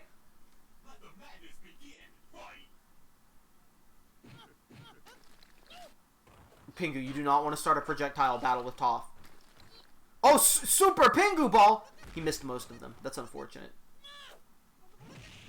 He's trying to keep her on her toes. He's doing the smart thing here. If she can't figure out what side he's on, she can't aim her rock bending at her. It does take her time. Do those hand motions. Get the rocks moving. Pingu, you gotta get a little closer. Your range is a little shorter than hers. You're not winning this range exchange, Pingu. Pingu, they're not... Her feet are not getting cold enough. You're not pulling it off. Pingu's got to get better timing on that. It's going to cost him everything if he doesn't. That's right, Pingu. Duck. Duck it. Pingu, what are you doing? Pingu's panicking. He's button mashing. There we go. Super Pingu ball. He actually hit it. He actually hit it all 3 times here. It might be too little too late for it, though. He's going back into range mode. And he gets hit by a big rock and dies. We're going to round 3 between these two. Toph might be celebrating a little too early here. That's like a big celebration for winning 1 round. Alright, Pingu's doing the smart thing. Pingu's moving in. He needs to not go for range. Pingu needs to melee her. That's where he has the advantage. She's prepared for it, though. She is getting some good close range hits on. And she's keeping her distance. Toph has learned from the first round. Pingu got the big spinneroonie kick. Comboing it with the newts. Okay. Pingu's got some combos going now. Pingu's got some combos going. He whiffed those newts a bit. He is newt spamming in the corner. Listen, this is how he took round 1, was newt spamming, I think. Maybe that was round 2 he lost. But it's working for him right now. Just the point blank newt spams.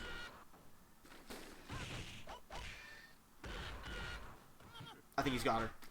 I think the point blank newt spam it's gonna do her in. She needs to zone him out.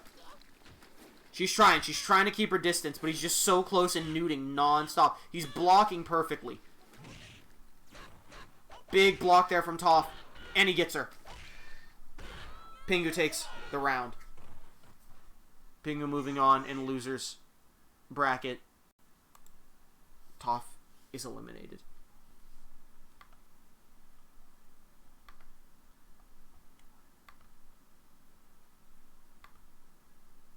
Okay, so what we're going to do now, real quick, very short intermission. I wish I knew when the next ad break was, so I could have timed for this. You know what? I'm going to play an ad while I change the stuff for Kimmy, so maybe they'll stop an ad from playing later. Strategic ad timing. Let's see if it even works. Okay, strategic ad timing has activated. So, Kimmy, thank you for joining.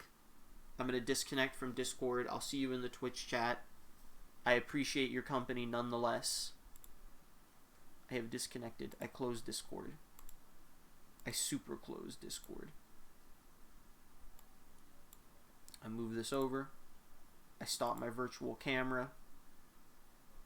I go to the capture card. I go to properties. I set this to like something random. I hit OK. I change it again. I change it back to the thing I'm trying to use. I hit OK. And we're going to hope this cooks. And we're going to wait for the ad break to end while I set up the next match.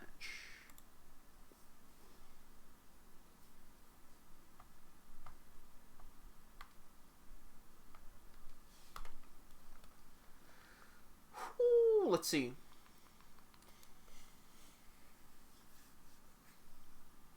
I guess I don't need the headset plugged in anymore. I guess I can just like watch the fights normally. Let me mute myself and blow my nose.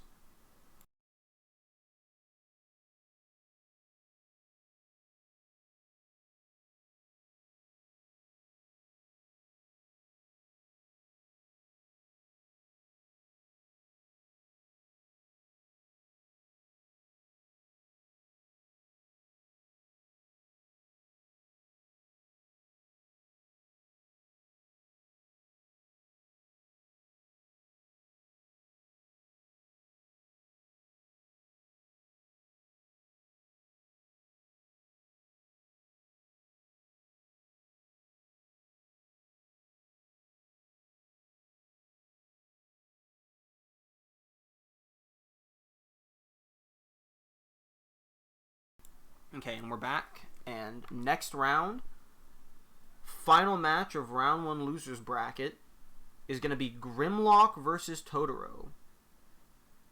I was saying maybe we could test this thing.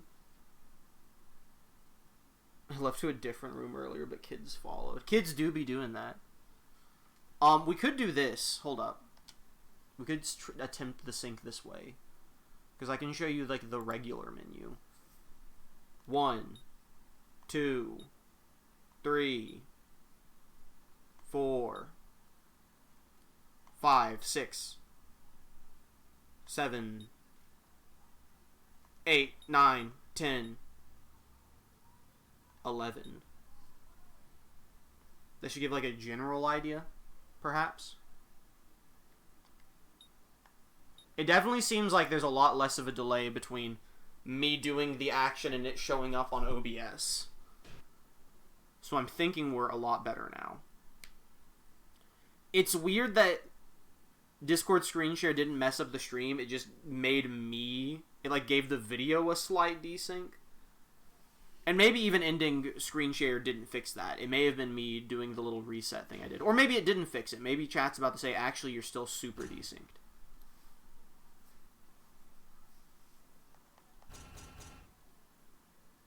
Dude, TV's blaring in the other room. I don't think it's audible, but it's loud. How we looking, fellas?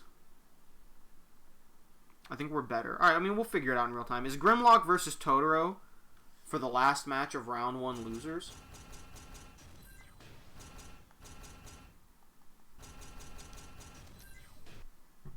I don't really have a preference on these two. Bad stage. Hold up. Bad stage alert. Sorry, I have some jank stages in here that need to be removed. Some of this one and like the Tony Hawk stage, they're like too high up, so you can't really see the action. All right, this stage is better. This one's for the live audience. That's chat in the background watching. Those are my mods prepared to kill anyone who gets too close. Grimlock, easiest win of Grimlock's life. Easiest win of Grimlock's life incoming. What a good match to test this thing. Laser beam. Laser beam. This is how we do it. Laser beam. Punch, punch, punch. That was surprisingly well synced. Laser beam. Oh, piked. I said that one a little delayed. It's okay. He's running. Big win for the Grimmer here. Seems my time spent balancing Totoro may have been for naught. Hold up, he's lasering. Oh, we're good? Alright, fantastic. Dude, if Totoro can just keep him ranged out, he's going to be good. He needs to not go for his melee here like he did against Baki. He is not winning a melee against Grimlock. He is laser beaming him out. If he can zone Grimlock, he's in a good position here. Dude, look at his mouth when he fell, bro. No, the big bite. He's eating all his tender fat. Kimmy's the guards. Thank you, Kimmy. I need you in this trying time. That's me. That's my fat ass up there. Banging on the gavel. More, more, more. Funny Dino. Funny Dino. That was a sick combo from Totoro, though. Hold up. Totoro could get this.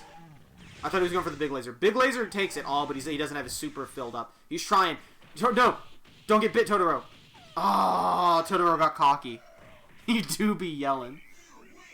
Totoro went for a little charge late into the match. Grimlock got him. Grimlock's going around 2 losers. Goodbye, Totoro. I still like that Totoro, though. Alright. We're in winners bracket. Back up to winner's world. Let's see the 8 lads who won their first round. They're going to face off. We've got Ugandan Knuckles versus Beautiful Joe. What a matchup here in round 2 winners bracket. They were so close. This one I don't know how it'll go. I think I would rather anyone win over Grimlock. You know, I think we all have a character that's like that in the tournament. The one that you hate the most. That really makes me wonder who submitted Grimlock. Because I really thought the Transformers submission was going to be you. It really proves how little I know about the people that submitted their things. You're voting no. You think Knuckles is taking this? I think Beautiful Joe has enough agility to avoid the army. But I think this is going to be very close. And he is not avoiding the army right now. He's doing a good job. He's avoiding a lot of the attacks. But he just hasn't had a chance to get in there yet. Oh, God, he's so good with those bombs. Chaos Control. Oh, this could be it. Wait, Chaos. Oh, the bomb went off during Chaos Control. Wait. Because he used Chaos Control while the bomb was exploding, the bomb's explosion hitbox stayed behind and kept damaging him while he stood there. Ugandan Knuckles killed himself with his own Chaos Control. I submitted BL Rocksteady and possibly Generator Rex. I feel like you definitely did both of those. Okay, he's hitting Chaos Control and the army. This could be it for Beautiful Joe. Never mind, he didn't. Oh my God, that's a lot of Knuckles. Okay, Ugandan Knuckles just massively took this round. Wait, Desperado Blaster. Oh, but he got hit by the little yellow one. Okay, we're going around 3.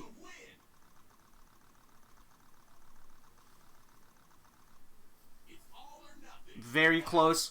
Round decided. Loser here moves on to loser's bracket. Desperado Blaster right out of the gate. Takes a big chunk of his health away. Beautiful Joe knows he needs to kill him quick before he can get any massive hits off with his allies or with Chaos Control. Oh, he was saving his Desperado Blasters for this. Beautiful Joe was stockpiling Desperado Blasters. He just has to find the right time to hit him so he doesn't get interrupted. This is bad. There's going to be a lot of damage on Beautiful Joe. Wait. Okay, I thought Union Knuckles was going for Chaos Control. Union Knuckles could get this. With a big army spam or with a Chaos Control. Desperado Blaster, he gets it. Beautiful Joe doing the smart thing and hoarding his Desperado Blasters for the final round. Beautiful Joe moving on a winner's bracket. Uganda Knuckles getting knocked down to loser's bracket. That puts him in winner's semifinals.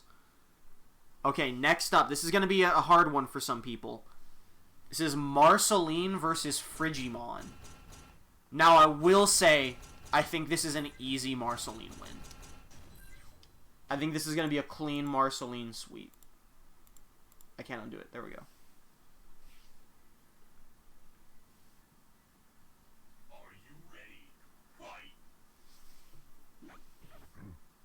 Now, neither of these characters were submitted in the ballot. They were both added afterwards.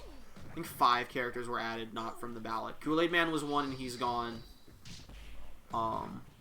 Dude, hold up. Frigimon's kind of cooking. Hold up. Hold up. Frigimon learned. Frigimon learned from her legendary fight with Thomas the Tank Engine. Rest in peace. The AI could break. She's blocking. She's teabag blocking the snowballs.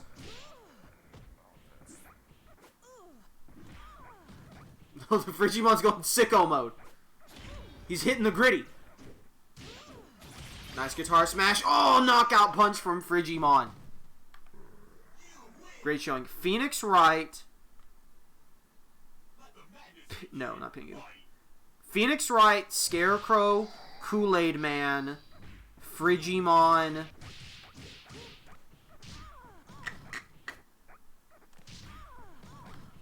And Marceline were the 5 that were not in the ballot that made it in. Dude, this is not as clean as I thought it was going to be. This is actually very even. See, she's kind of going in the teabag block mode, but Frigimon is throwing so many projectiles that it's actually helping her a little bit. But when she gets point blank range. Oh, what's she doing?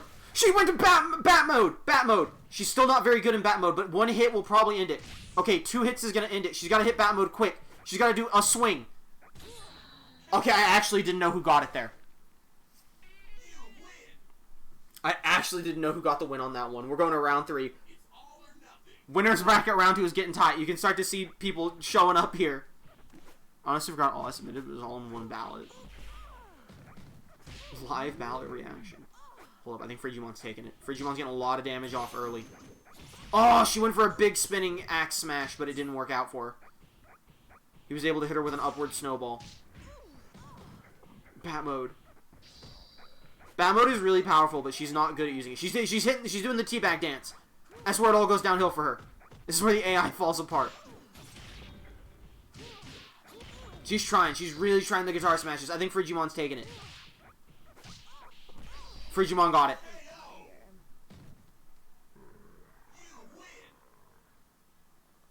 I was looking into spriting recently from M.U.G.E.N 12-year-old forum post. Dude, any info you try to get on M.U.G.E.N is always from like decades ago.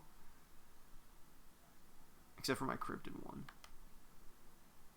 What is this yellow thing on my leg? I don't know what that reference is, Frigimon. Anyway, Frigimon moves on to winners. Marceline moves on to losers. Oh, Christ. Everyone cross your fingers. You know what? I think I know who the one person I want to win least is. Because I was thinking it was Kool-Aid Man. I think it's Amelia Watson, actually. I think I don't like how many frames are missing in Amelia Watson.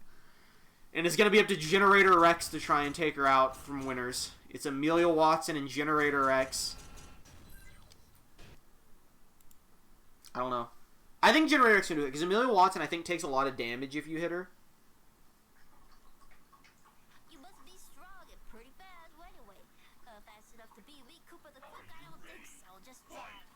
Friggy does get swung.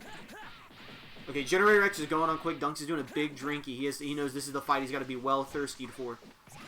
Nice block there from Generator Rex. I'm going a little bias mode on this one, I'm not gonna lie. Pog VTuber, oh no. He's tearing her up though. Dude, Dunks is doing the big drinky. Dude, he's going psycho mode. Oh, but so is she. They're so fast. Just two combo machines going at it. Nice kicks. I think it's gonna win it. Okay, he took round 1. I think Generator Rex was what was needed to counter Amelia here. I don't know if there's... Scarecrow. I was gonna say, I don't know if there's anyone that counters her and losers, but probably Scarecrow would. Uh oh, what the hell is she doing? Oh shit, she's like reversing time or something. I don't know what Amelia Watson does. There's a gun sword laser. Alright, she might be taking round 2. That was a big hit right out of the gate for her. I think Rex is going to win round 2. He could turn it around here. She did a lot of damage to him very early, but if he gets his supers charged up... Dude, the boots do so much damage. Actually, he just turned around with the boots alone. Oh, Christ, what is this? She's farting on him. What is happening? She's doing like a dance of swords. Wait, did she break it? I don't know what she's doing. I think she's just doing a funky dance. She's living in fear. I think she broke it. I think we're going to have to restart the fight and give a penalty to Amelia Watson. I'm going to give it 10 more seconds. She stopped time. She's reversing time to the start of the fight.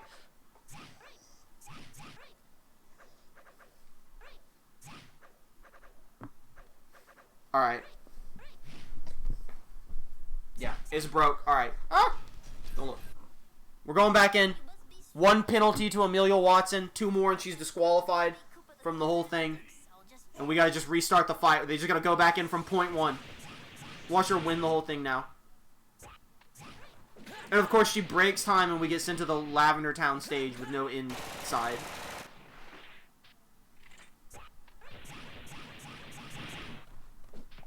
She's going aggro. She's going super aggro too. I had to move my mic slightly. Dunks has decided to lay down next to the mic. Okay, big charge up from Generator. That was this map actually being bigger might give him an advantage because he has time to. Sorry, Dunks is sniffing the mic if you can hear him. That's gonna give him some time to charge up some big things. Did she do it again? Hold up. Hold up. This might be why the rule exists.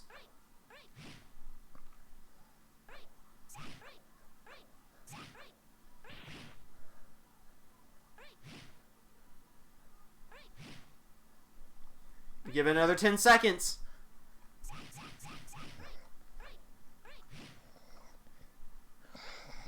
Oh, Dunks is he's grunting in the mic. He's counting down. Oh no, we're live. We're live. We're back going. She just barely made the timer there. Hold up, we're still live. We're still live.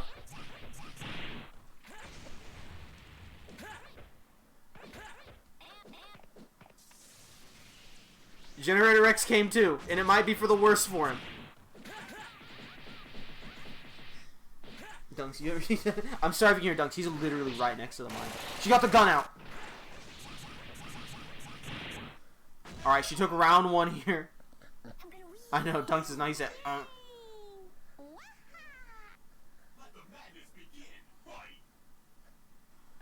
And she's just shooting at him. She's straight up shooting a gun at Generator Rex. I can't believe this.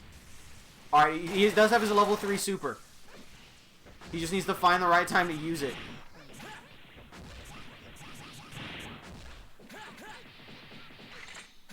Alright, that could be good damage. That's actually really good damage.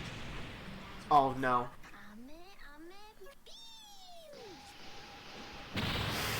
That's not okay, it didn't get as much on him as it did the first time she used it. He's got the car. And he's going right into Ben 10 mode. He's comboing.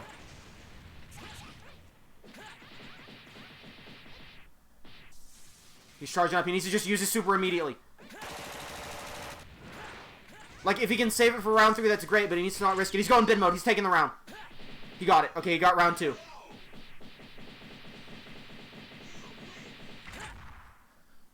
I go, as soon as someone breaks the game, I go full bias mode on wanting them out of here. Here we go, round 3. At least we're back to square one. We're back to where we were before she... Oh, she interrupted the boots. That's so unfortunate. The boots would have done so much damage. We're at least back to where they were before she broke it. She may have just... Never mind. They're still going. She's getting the damage off. Dude, she's getting the throw combos off. It's not looking good for Generator Rex. He's getting ready to super spam. I can see what he's doing. Sometimes it just doesn't work, and I don't understand it. He's going for a super spam strategy. I don't know if it's the play. It might be. Because if he could just keep doing the boots do so much damage. Is she doing it? Is she going to reset to the start of the fight again?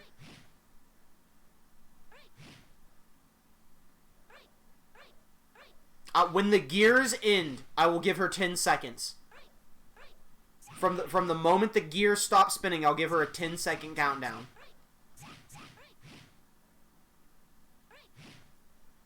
Okay, 10, 9, 8, 7, 6. Oh, we're in. And he got her with the boots immediately. He baited her. He was playing possum. He made her think it was broke again. He tricked her. He jebaited her. He jebaited her. He jebaited her.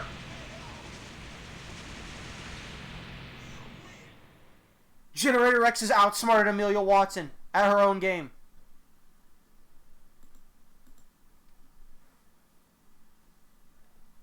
And Amelia Watson is going to loser's bracket. Generator X is staying in winners.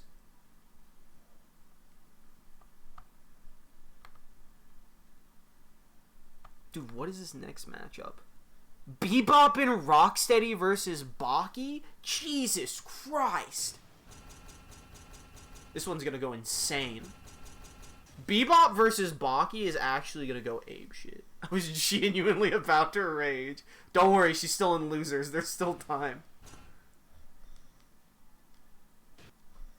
Dunks, you can't just sit by the mic and kick and cry, because I'm not scratching your tummy. I got things to do here, Dunker. Alright, Baki versus Bebop and Rocksteady.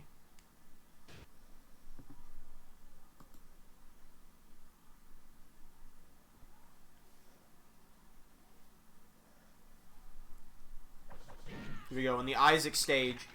If you guys can hear Dunks, let me know. I don't know if he's being loud enough for the mic pickup, but he's right under the mic. Bebop's going in hard. He's going for the big claps. He's beating the crap out of Baki in the corner.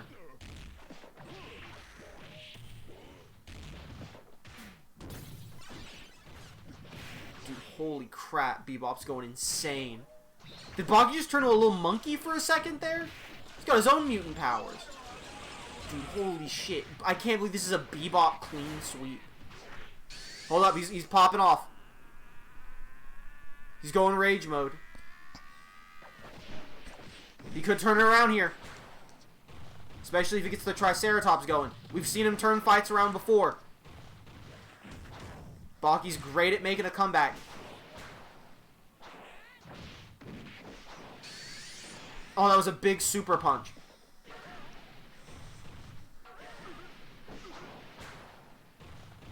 They're heavy hitting. They're hitting very hard. Baki has turned this fight around with his rage mode. Is he gonna? I think he's gonna take Bebop out. It's so close. He got him. But remember, assuming it's working the way it's been working, he gets a slight health regen, and then he has to take on Rocksteady with just that amount of health. So this could very well go to round 3. Or Rocksteady could break the game like he just did. I think Rocksteady just broke it immediately. Never mind, there he is. Rocksteady isn't finished. Rocksteady does break sometimes. Holy crap, he's going in. He's getting big damage off. He could just clean sweep Bebop and Rocksteady with 1 health bar here. He's going for it. He's combo fucking in the corner. Jesus. There's literally nothing Rocksteady can do. That's it. With 1 health bar. with 1 health bar. Baki beats Bebop and Rocksteady.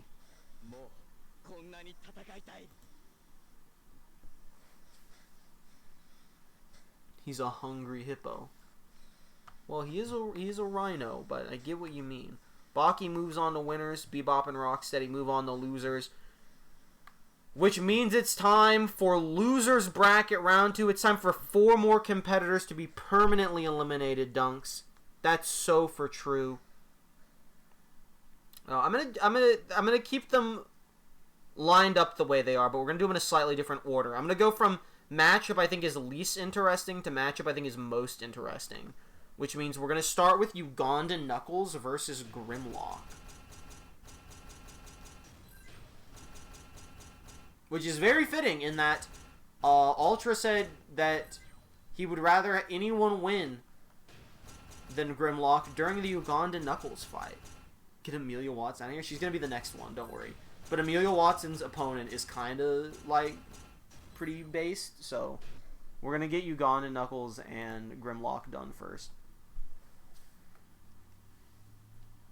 Would you rather Amelia Watson win over Grimlock? Ultra Jigsaw choice right now. I think Ugandan Knuckles probably gets this. I think he has enough allies to just keep Grimlock at bay.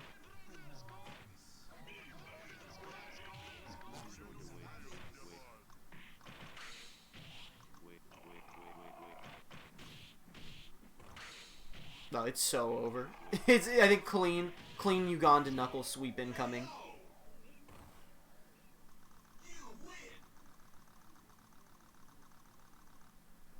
In Ultra's perfect world, Grimlock and Watson go out this round. Hold up. Oh, he's getting some moves. Getting the big bites. He's doing a lot of damage. Bite lock. Bite lock.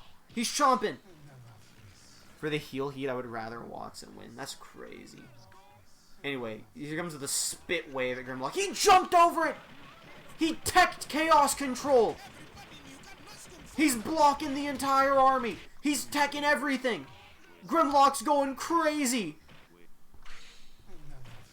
Here comes the second Chaos Control. Is he going to tech this one? Oh, Ugandan Knuckles said that's enough. I'm just beating you up now. I'm done. He's spamming Chaos Control. I think it's over. I think it's so over for Grimlock. Here it comes. The big hit. He got him with he smited him with God's laser. Grimlock almost turned around there, but Ugandan Knuckles got him. Grimlock is eliminated.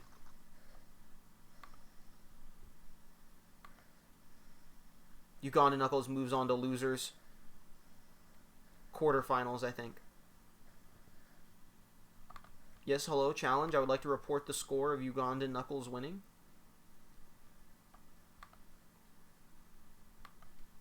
It does not want to let me report, so I will let it load while we pull up the next fight, which is going to be Amelia Watson versus Scarecrow. And you know, I said, hey, I think there's one other hard counter to Amelia Watson speed-wise, and it's Scarecrow, and that's who the losers bracket decided to pair her against. So let's see, one of these two's out of here.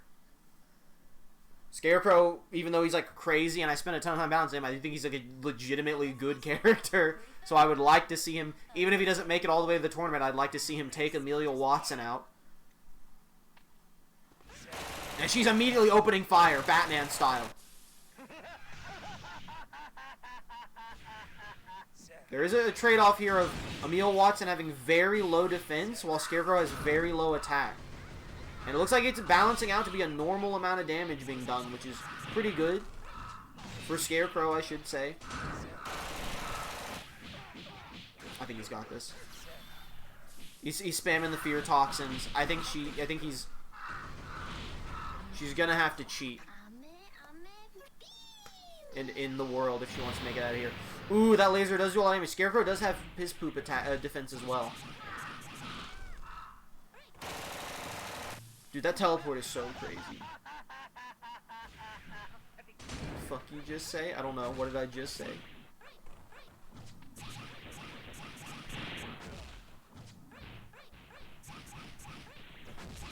Oh shit, she's turning it around. No. Okay, here we go. I think he's got this one. Fear Toxin. Oh, it's actually, she actually got so close to killing him. Dunks is sniffing the mic. He's thinking about unplugging it. Are you an Amelia Watson apologist, Dunks? Are you a VTube fan? Are you a Hololiver? Hololive Hog Dipper?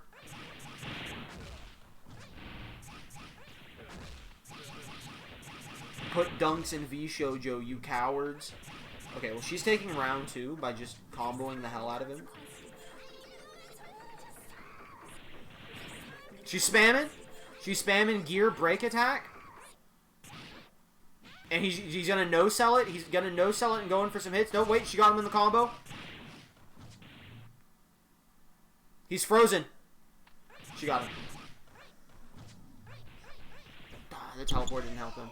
Opening fire Batman style. Batman notoriously hates guns. Sorry, I meant to say opening fire Batman in the Dark Knight style.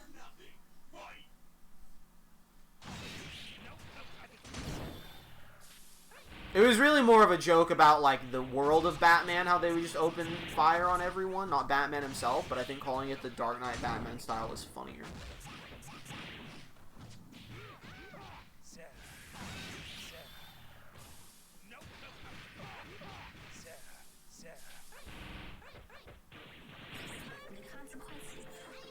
I don't know who's gonna take it. I'm like sweating. I don't know if anyone in losers can take her out besides Scarecrow. I guess someone in winners could come back down and beat her. I guess objectively speaking, Generator Rex could lose and come face her again in losers bracket and take her out. I get the matchup Generator could have it be that way.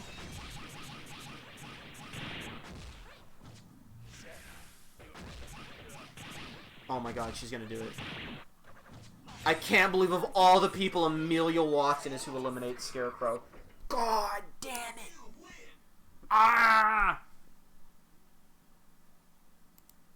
She got it. Fuck me. But I don't want that to happen. Scarecrow's gone. I don't even remember who Scarecrow eliminated in round 1 losers. Amelia Watson's going to move on. Next up, we're going to have Phoenix Wright versus Bebop and Rocksteady, which is another very weird matchup.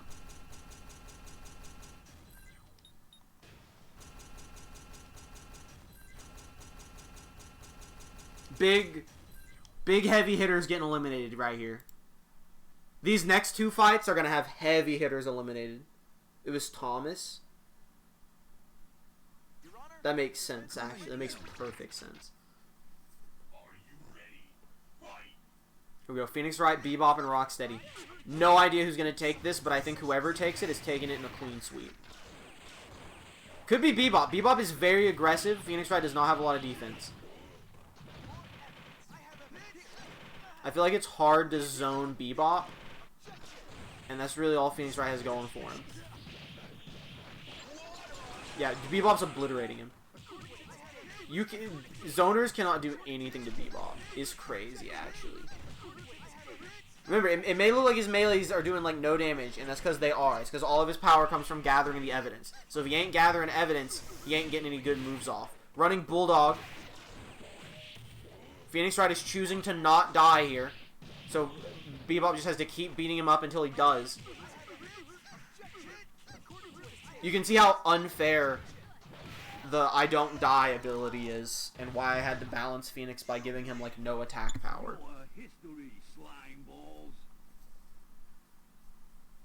I simply think Bebop and Rocksteady will now win for sure.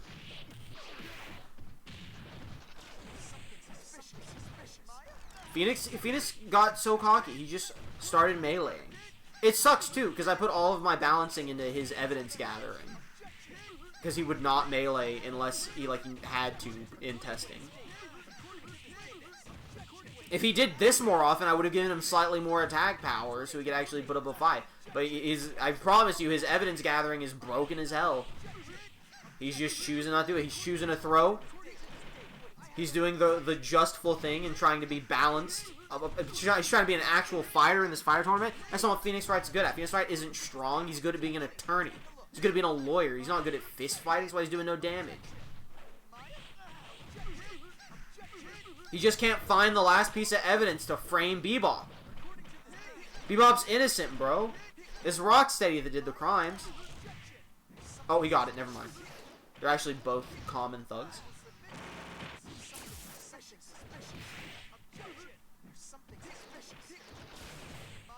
The zoning has begun.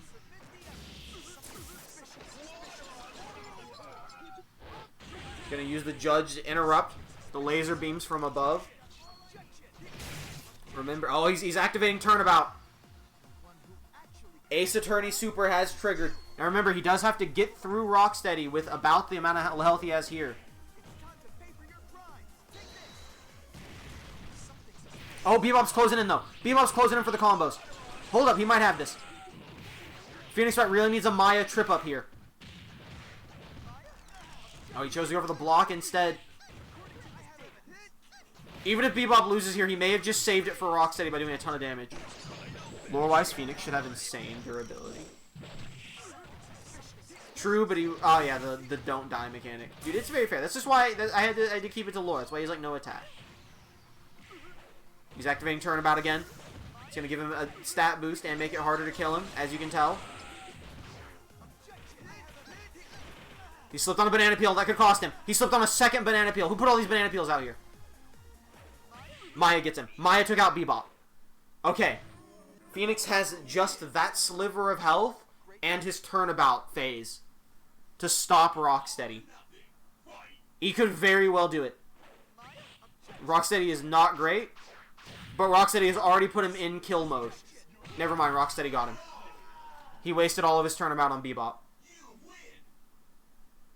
The figment of Bebop's imagination, Rocksteady has disappeared. Say a prayer, Slam Balls. Bebop and Rocksteady have defeated Phoenix Wright.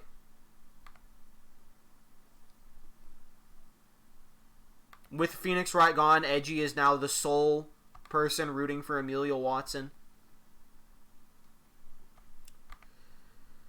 And last up in losers round 2, our 8th competitor getting eliminated, almost to the halfway point. It's going to be 2 heavy hitters going at it. It's Pingu versus Marceline. I'm feeling Pingu probably on this one. Pingu's got a lot of speed and strategy going for him. But we'll see.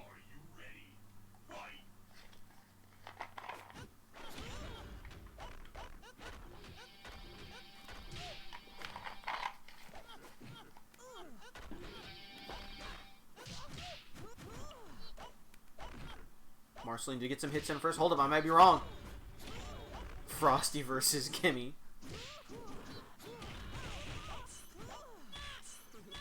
I don't even remember who Kimmy submitted. Kimmy did not submit Marceline. Marceline was a me intro into this. Kimmy, who did you put in the ballot that you can remember? Have any of the characters that you've seen here, did you submit them in the ballot? For all I know, Kimmy has no one in this tournament. She just likes Marceline. Which is, like, good. It's good there's someone she likes if no one she submitted showed up.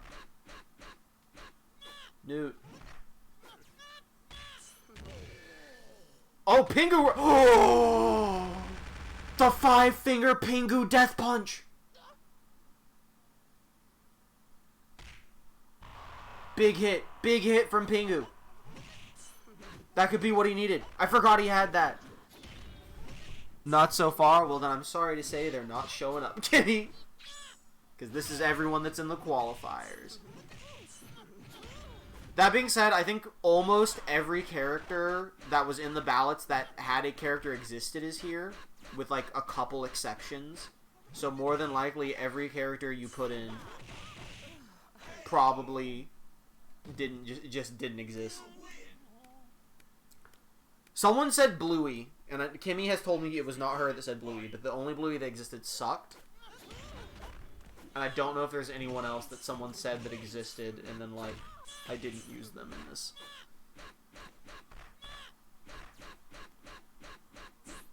Pingu's got a real chance here.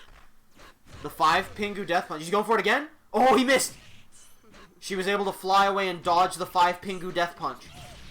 The 5 Flipper Death Punch. That's a much better name. Being able to dodge that could very well save her in this round. Big fist, but only hits a little bit of it. Did it a bit too close range.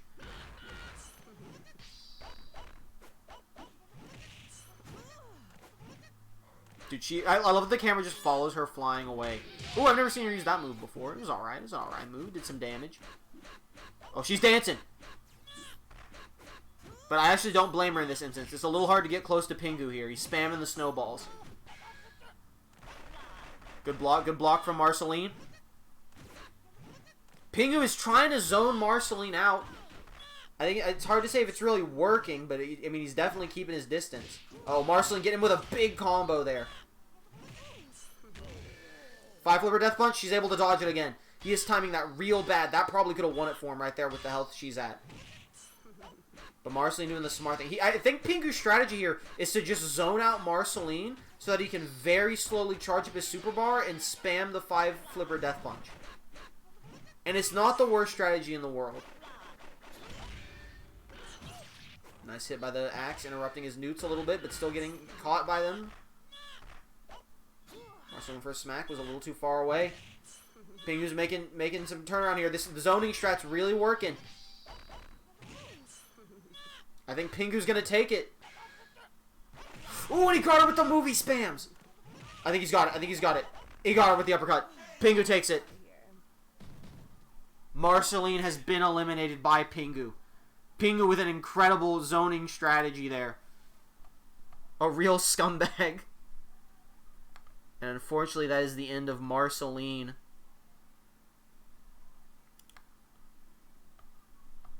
And with that, we have 8 competitors left. Beautiful Joe, Frigimon, Generator Rex, Baki, Bebop and Rocksteady, Amelia Watson, Pingu, and Ugandan Knuckles all remain. 8 competitors. Ad break incoming. She didn't hover enough. Ad breaks incoming. This is a great time for me to take a restroom break. We will return very, very shortly.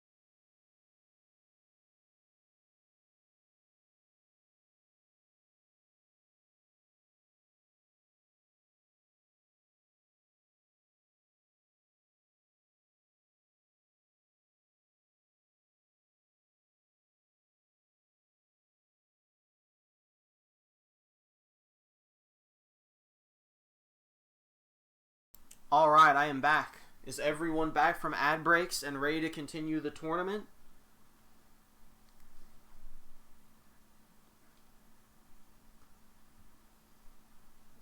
Are we all feeling funky, fresh, and ready to go?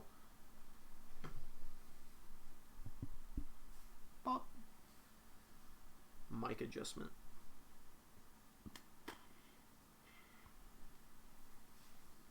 Everyone's here? Alright. Then we will continue the tournament after this.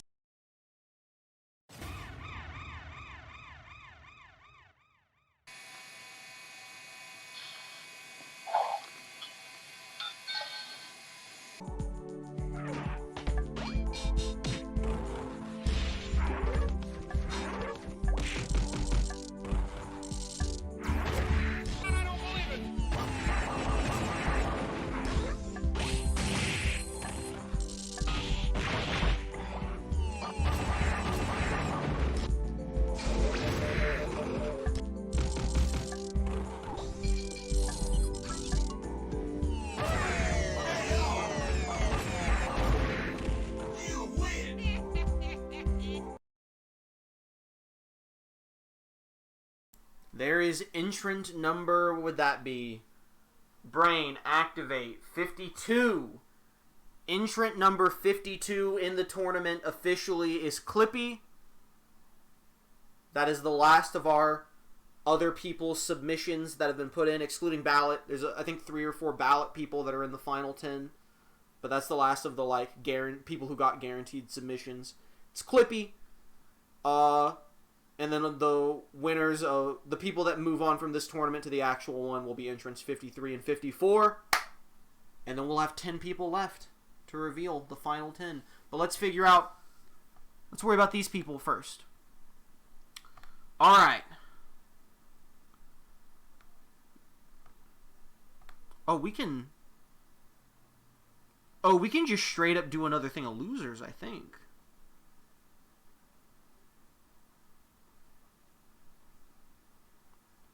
We actually can. So the way this turned out, losers round 3 is already prepared to go. Well, I guess I'll ask this.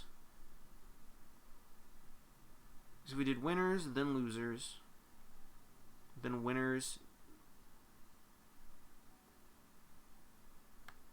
Sort of 23 and 24. Which one is that? That's 23, that's 24. We'll do losers next. We'll do losers again. We'll get 2 more people cut out. Because they both have their things filled out to do. This is why I'm using the thing for this. So we're going to continue losers bracket, round 3 of losers bracket. And we are going to go Pingu versus Ugandan Knuckles as the first one here. Use your deductive reasoning to figure out who the other 2 in losers bracket are that are facing each other. Pingu versus Ugandan Knuckles. One moves on to, I think, maybe either losers semifinals or losers quarterfinals. Hard to tell. The other is gone. Oh, they're both playing a very careful game here. Ooh, so the Pingu ball, actually very useful, as he can use it to get rid of the Ugandan minions. Not when they all hit him, though. He's taking some damage, though. He's able to eat it a bit. He's definitely doing more damage to Knuckles than Knuckles is doing to him. Okay, that's a big hit, though. Big spit hit. Both spitting at each other, basically.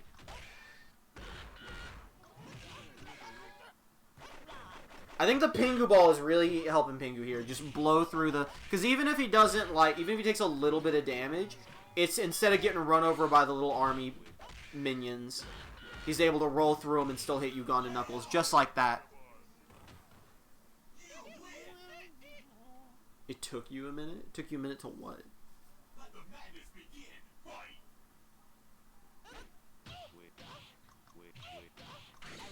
To figure out who is facing Bebop and Rocksteady? Yeah. Oh my god. Okay, he did a lot of damage to Pingu there. Oh, and he got another big spit off. Hold up. Ugandan Knuckles could be taken round 2. Damn, that would have been a great time for the Spinneroonie. Nice zoning. Nice zoning. He's doing a good zone here. Now, you don't want to zone Ugandan Knuckles too much, because if he builds up his Chaos Control or sends his big army at you, you're going to be feeling bad. Is he going to smite by God? He did. He got smited. He got smote. Ugandan Knuckles takes round 2. Here we go. It's all or nothing. Pingu, Ugandan Knuckles, one of them's gone. He's sending in the golden boys. He's spamming. Neither one of them really saved up supers. Uganda Knuckles is getting a lot done here. The minion spam is really carrying. Pingu can't get through. Pingu cannot get through. Pingu's gone. Clean win. Flawless victory for Uganda Knuckles there. Pingu is out.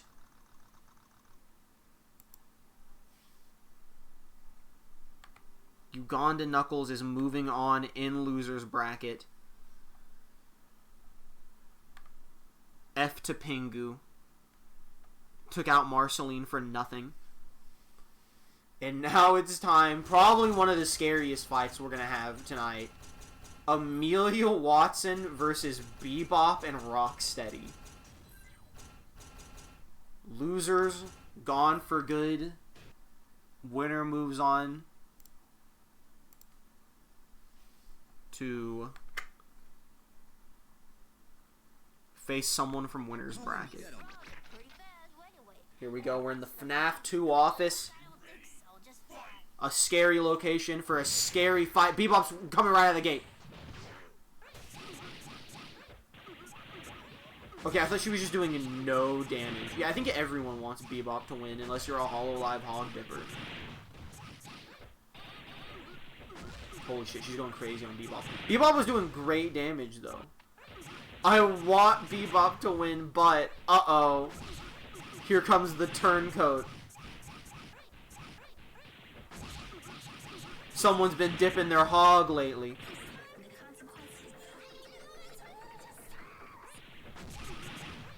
Dude, she's going crazy. Dude, I'm gonna keep it real. I don't think Rocksteady can get through Amelia. I think Bebop's gotta close the gap right now, and he did not do it.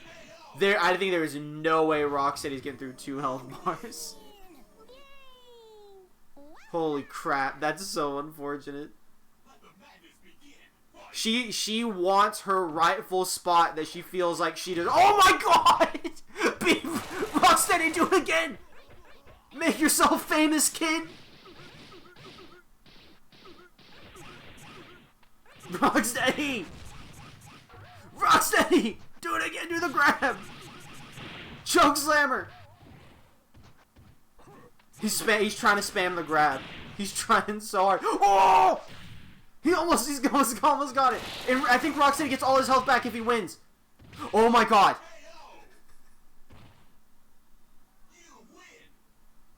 Oh my. Okay, he didn't get all of it back. He just gained a chunk of it back. He's almost at full health. Oh my god. It's real. It's real. The Rocksteady sweep. God. The hero. He could prove himself here. He's just got to make it through the gears. 2 grabs and a couple hits is all it takes. Oh! Alright, there's a regular one. He didn't get the good grab. No, I think it's over. I think he's done. I think he's cooked. I think he's cooked. No! She interrupted the grab. It's over. Nah! God damn it. Ah. There are no There are no Hollywood endings. It's all Watson always has been. God damn it, that would have been so hype if Rocksteady did it. Okay, alright. We're going to winners. We're going to winners bracket. And we're going to kick off winners bracket with someone who I was very confident would make it this far. Is this winners semifinals? This is winners semifinals. Okay, winners semifinals. Beautiful Joe versus Frigimon. One of these two go into losers. One of these two go into winners finals. These characters are 2 wins away from guaranteeing their slot in the M.U.G.E.N 64 tournament. And I'll tell you right now, the people in the other half of semifinals are very good. They're going to have some tough competition. This is not going to be an easy win in finals. Finals is going to be a fight. I am going to boot her so hard during the actual tournament, everyone's going to be so confused to why. Dude, I think they're going to see her fight, and they're not going to be confused at all. These two are wailing on each other. Look at him go! Oh my god! It's like an actual, like, anime when the fists are flying at each other fight. Beautiful. Like, when you just see them moving at rapid fire and their knuckles are colliding with each other. That's, like, what's happening in this fight. But Fire versus Ice, Beautiful Joe is coming out on top a little bit here. He did take round 1. It's an anime-ass battle. Whoa! What happened? He was on fire! He melted Frigimon! He was literally on fire and melted Frigimon. Oh my god.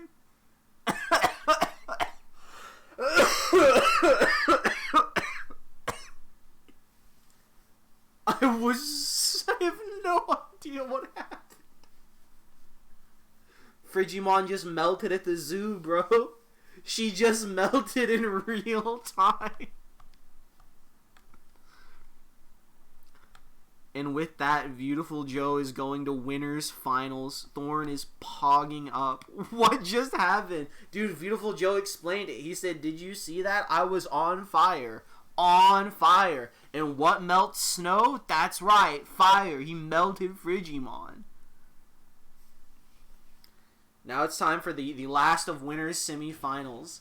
This is going to be an insane one. This is going to be very back and forth probably. Generator Rex versus Baki the Grappler. Two insane heavy hitters going at it here. Are you ready? Fight. Alright, Generator Rex trying to find a good aerial point to come in close. He's trying to pick his shot, his spot against Baki. And Baki has his spot. He is going in for the combos. Ultra rooting for Generator Rex still, of course. Able to knock Baki away. Oh, charging up his super big time here. He was able to get the full of the super. Baki blocking all of the supers. Still taking up some chip damage. But not nearly as much as Generator Rex would have helped. And counters the car with a rush of his own. Oh, but gets caught in the car this time. And that's going to do some serious damage to Baki. And he's going to continue the combo fluidly. Perfectly. Now, these are two finalists right here going at it, but only one of them can be a real... I guess one of them could be a loser finalist. He's got the car. I think that's going to get him the win. Generator Rex is taking round 1 against Baki. That was an incredible fight. That was super back and forth. Round 2.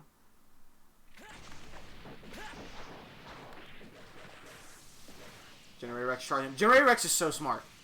He knows Baki's not coming in close right out of the gate, so he's charging up his supers. He's going for the car. I can't believe the car only takes 1 super meter. That's so crazy.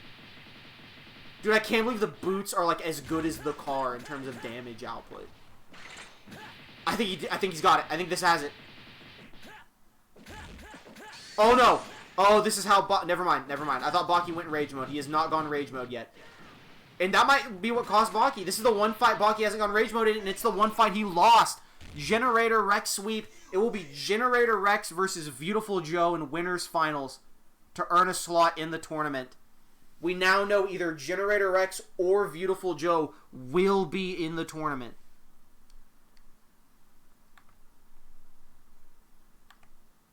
Could be both. Could be both, because whoever loses between them does have a shot in losers finals. Speaking of losers, oh Christ almighty. Okay.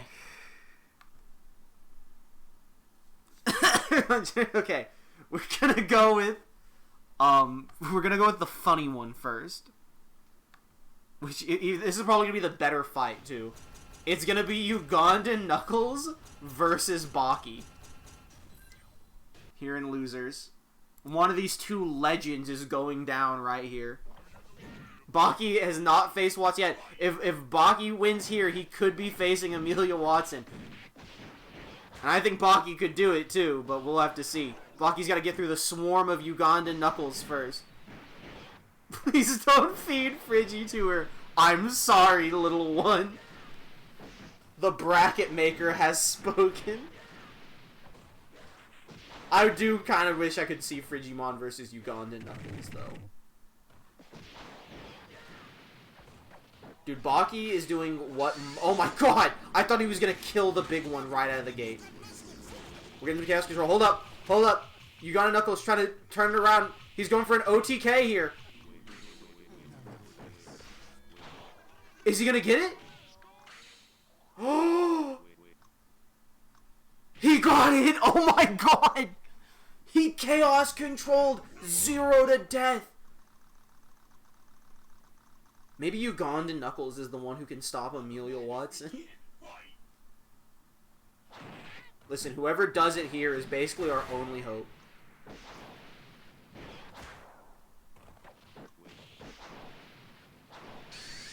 Big hit. We know none of this means anything until Baki actually wins, because Knuckles just did a 0 to death on him with dual chaos control. And he's got level 3, so he could absolutely dual chaos control here. Baki did not manage to break. I'm sorry. To block? Why did I correct myself to still the wrong word? It's not looking good for Baki here. It's looking not good for Baki here. But Knuckles did just use all of his super. Never mind, he got a chaos control. I don't think Baki can get him. I don't think Uganda Knuckles can get him. Oh, he can get him a little bit. Oh, it's close. Oh! He hit the fake Ugandan Knuckles! I think it's over. Baki just charged a Ugandan Knuckles decoy that was left out earlier on in the fight. And Ugandan Knuckles has defeated Baki the Grappler. With a fake Knuckles. I've never seen him do that before, because it probably wasn't intentional. It was probably a bug. But nonetheless, it distracted Baki, and Uganda Knuckles is going to loser semifinals.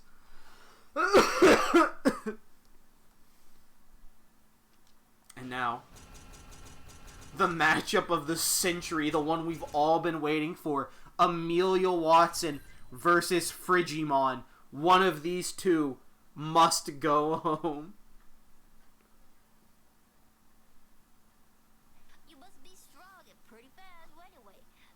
Winner's bracket looking real good. Loser's bracket looking not good. Frigimon, you gotta go in. You gotta go. Oh, Rocket, Snowball. Maybe Frigimon Snow can slow her down. Some of her insane speeds. Hold up. He's grittying on her. Hold up. Hold up. Perhaps I was too hard on you, young Frigimon. Dude, he's taking like every hit. She can't hit him for some reason. He's dancing on her. He doesn't care. She's shooting bullets. It doesn't matter. Look at that tiny amount of damage she did. It's a nothing. Pathetic. You're not cool. You're not even cold. Holy shit. Frigi hit her with the blast. Do it, Frigimon. Oh my. Maybe we will get Frigimon versus Ugandan Knuckles. Hold up, did Frigimon just get some items? You see those? I think Frigimon's juicing. He's calling for a band-aid. But is his tamer gonna help? Amelia Watson's doing some damage. Finish the story. Well, that's the thing, you know, the story's never really over. They're wailing on each other, Frigi is begging for some medicine. Frigi needs a syringe. What is happening? Oh, Frigimon's sick! Look at Frigimon's health! Frigimon is sick, that's why she needs medicine! The health bar was draining. Frigimon has an actual needs mechanic built in.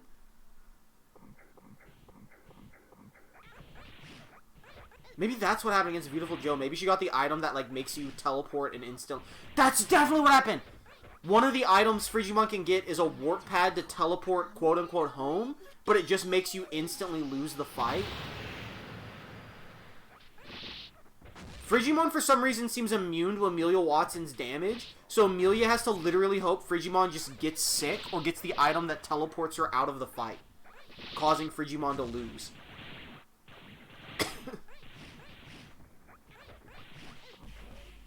I think Frigimon's got it. I don't know what deep god out there made Frigimon immune to Amelia Watson, but she did it. Ice was water, they just frozen. So true, Frigimon. So true. Frigimon has bested Amelia Watson. The hero we needed, not the one we deserved. And it is time now. Losers semi-finals. Frigimon versus Ugandan Knuckles.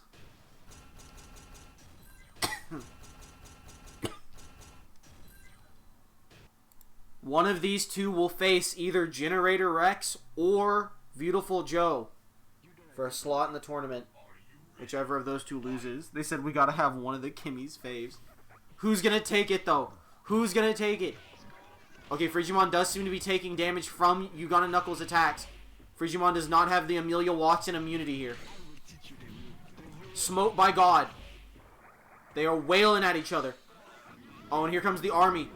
The army does seem to have not done much to Frigimon. Frigimon has just taken out Ugandan Knuckles for round 1.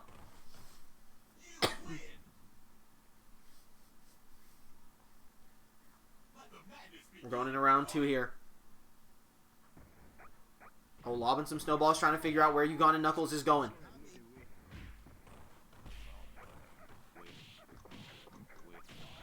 You know what's great? Is I don't think anyone in Losers Finals has fought either of these two. So we're getting a new matchup for Losers Finals no matter what. I could be mistaken, but I think so. Frigimon got it. My internet decided to cut off at the worst time. Frigimon just beat Ugandan Knuckles. Holy crap. I don't need to Digivolve. I'm the strongest already. So true. Frigimon is going to Losers Finals. We've got 2 matches left. Quick ad break just so finals don't get interrupted. While we prepare. And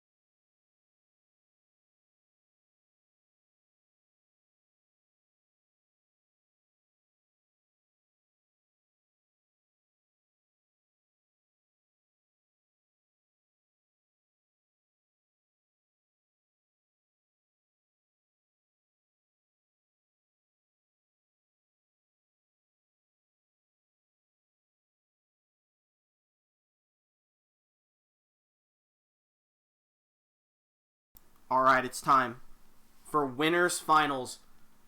Generator Rex versus Beautiful Joe. Both of these men have 2 chances to be in the tournament. The winner of this match gets slot 53. The loser will go to losers finals, where the winner of that will get slot 54. Here we go. Generator Rex, Beautiful Joe. I have no idea how this one's gonna go. Here we go. Beautiful Joe's right out of the gate has transcended planes and jumped to a different Z-axis. Generator Rex is trying to charge up some.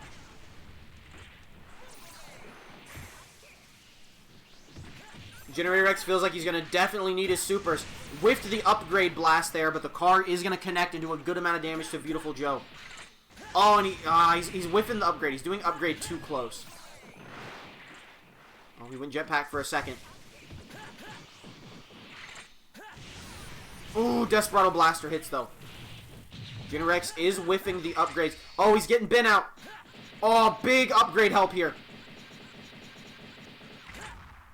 That actually didn't do as much as his regular supers, but it also seemed to have not taken that much of his super bar, so balances out. It's just a fancy animation. Desperado Blast him. He keeps whiffing on the upgrade cannon. He needs to not try to hit the upgrade cannon point blank range. I've never seen him connect with whatever that move is. With the big blue whip. He keeps trying it, though. Oh, almost connected with on that one. That's got to be a good move. He keeps going for it. It's like his last resort move, but it's not hitting. And it's such a small frame to hit. Oh, got some good charges in there. Generator Rex really keeping the pressure going. Here in round 2. He's got the charges. He needs to just not whiff his upgrade cannons. He needs to not be point blank. Desperado does hit from point blank, though. Desperado Cannon's a little bit better. God, he really wants to hit that move. He needs to quit going for it and just go for a move that works. He needs to just be going for the boots or the car, honestly. Just start comboing. Oh, I can't believe that. Yeah, he needs to just spam the car, bro. It's such a seamless combo, too. Alright. Generator Rex took round 2. It comes down to the 3rd round.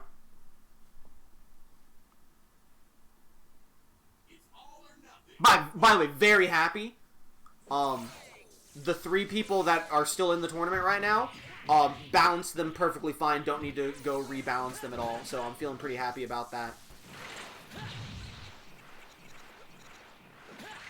Oh, that was such a good combo if only it worked. Desperado Blaster. He needs to be real careful. Beautiful Joe's got some Desperado Blasters loaded up. He's been saving them. He sure has been saving them. Car hit. He needs to take Beautiful Joe out before he can hit another Desperado Blaster. He's got to be careful here. He doesn't want to get hit. He needs to quit going for that stupid super. He's got a level 1. If he hits the Desperado Blaster, it's over. That's not the only way he can end it, but it's a guaranteed way to end it. That's it. Beautiful Joe took it. Beautiful Joe is entrant number 53 in the M.U.G.E.N 64 tournament. Another happy ending. Insult to injury.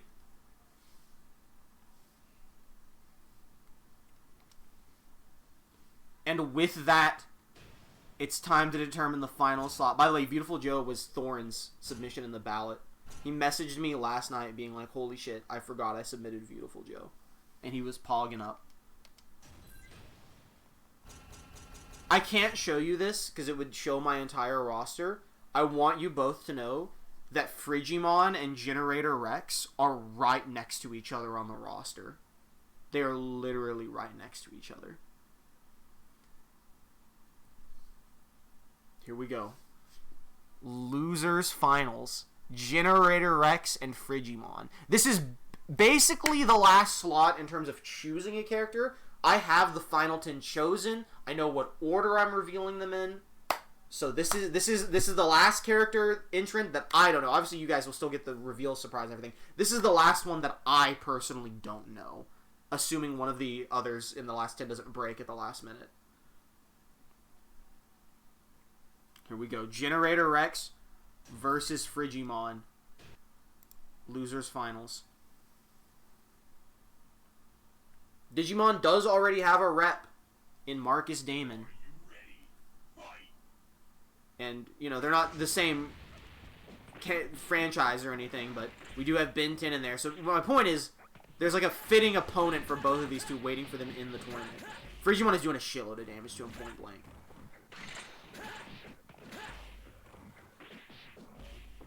It's not looking good for Generator Rex. It's looking real bad for Generator Rex.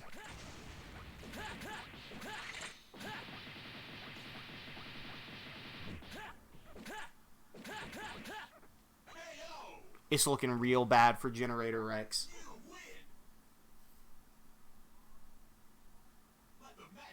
It might all go downhill here. He's charging. That's a bold play. I think if he can keep his distance, and it's over. That's a lot of damage. He needs to keep his distance and spam the upgrade cannon. That's like his only shot. Frigimon's just running in and punching him. Frigimon is doing the smart thing and closing the distance. Oh, he did it. It did nothing. Incredible. Frigimon clean sweep. A very unfortunate downfall of Generator Rex. He made it so far. But ultimately, Beautiful Joe and Frigimon will be entering the M.U.G.E.N 64 tournament. We all had characters we really wanted to see go down here today. Some hurt more than others. Big L to Amelia Watson, Rip Bozo. Will probably be removing her from my game.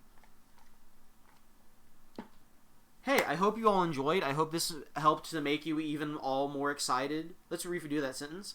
I hope this served to help make you all more excited for the actual M.U.G.E.N 64 tournament. And, yeah, I hope you enjoyed it tonight. Qualifiers done. Congratulations to Beautiful Joe and Frigimon. We had one ballot entry and one non-ballot entry. Kind of wish they were both ballot entries. Internally, I was rooting for Generator Rex for that very reason. But nonetheless, Generator Rex did great. I hope you all have a good night. I'm going to take a break from character reveals tomorrow. Character reveals should return Wednesday. We should be good to start them again Wednesday for the final 10. I just want to make sure I have all my ducks in a row. I mean, I'm going to be honest with you. I'm just tired. I've spent a lot of time balancing these just doing nothing but balancing these characters for the last 3 days straight, passing out at 4 a.m. on my Steam Deck, watching Scarecrow fucking fight Hatsune Miku. And I think the balancing went well. I think it was fair. I think Frigimon lost like round 1 or something. So, I feel like I balanced well. I'm going to leave Frigimon and Beautiful Joe as they are in the actual tournament. I think they were balanced fine. And I just need to rest. I need to log off. I need to eat. I need to just watch TV tonight. I might start balancing anyway, just because I just throw it on my Steam Deck and let it play. But I need to rest for a bit. Tomorrow's my day off. I'm gonna use that day off. And then Wednesday we'll get back to character reveals. Also, Clippy got revealed today. Don't forget that. Clippy, Beautiful Joe, and Frigimon all added. There are 10 left. We are down to the final 10. And I will see you all next time. Thank you, Dunks.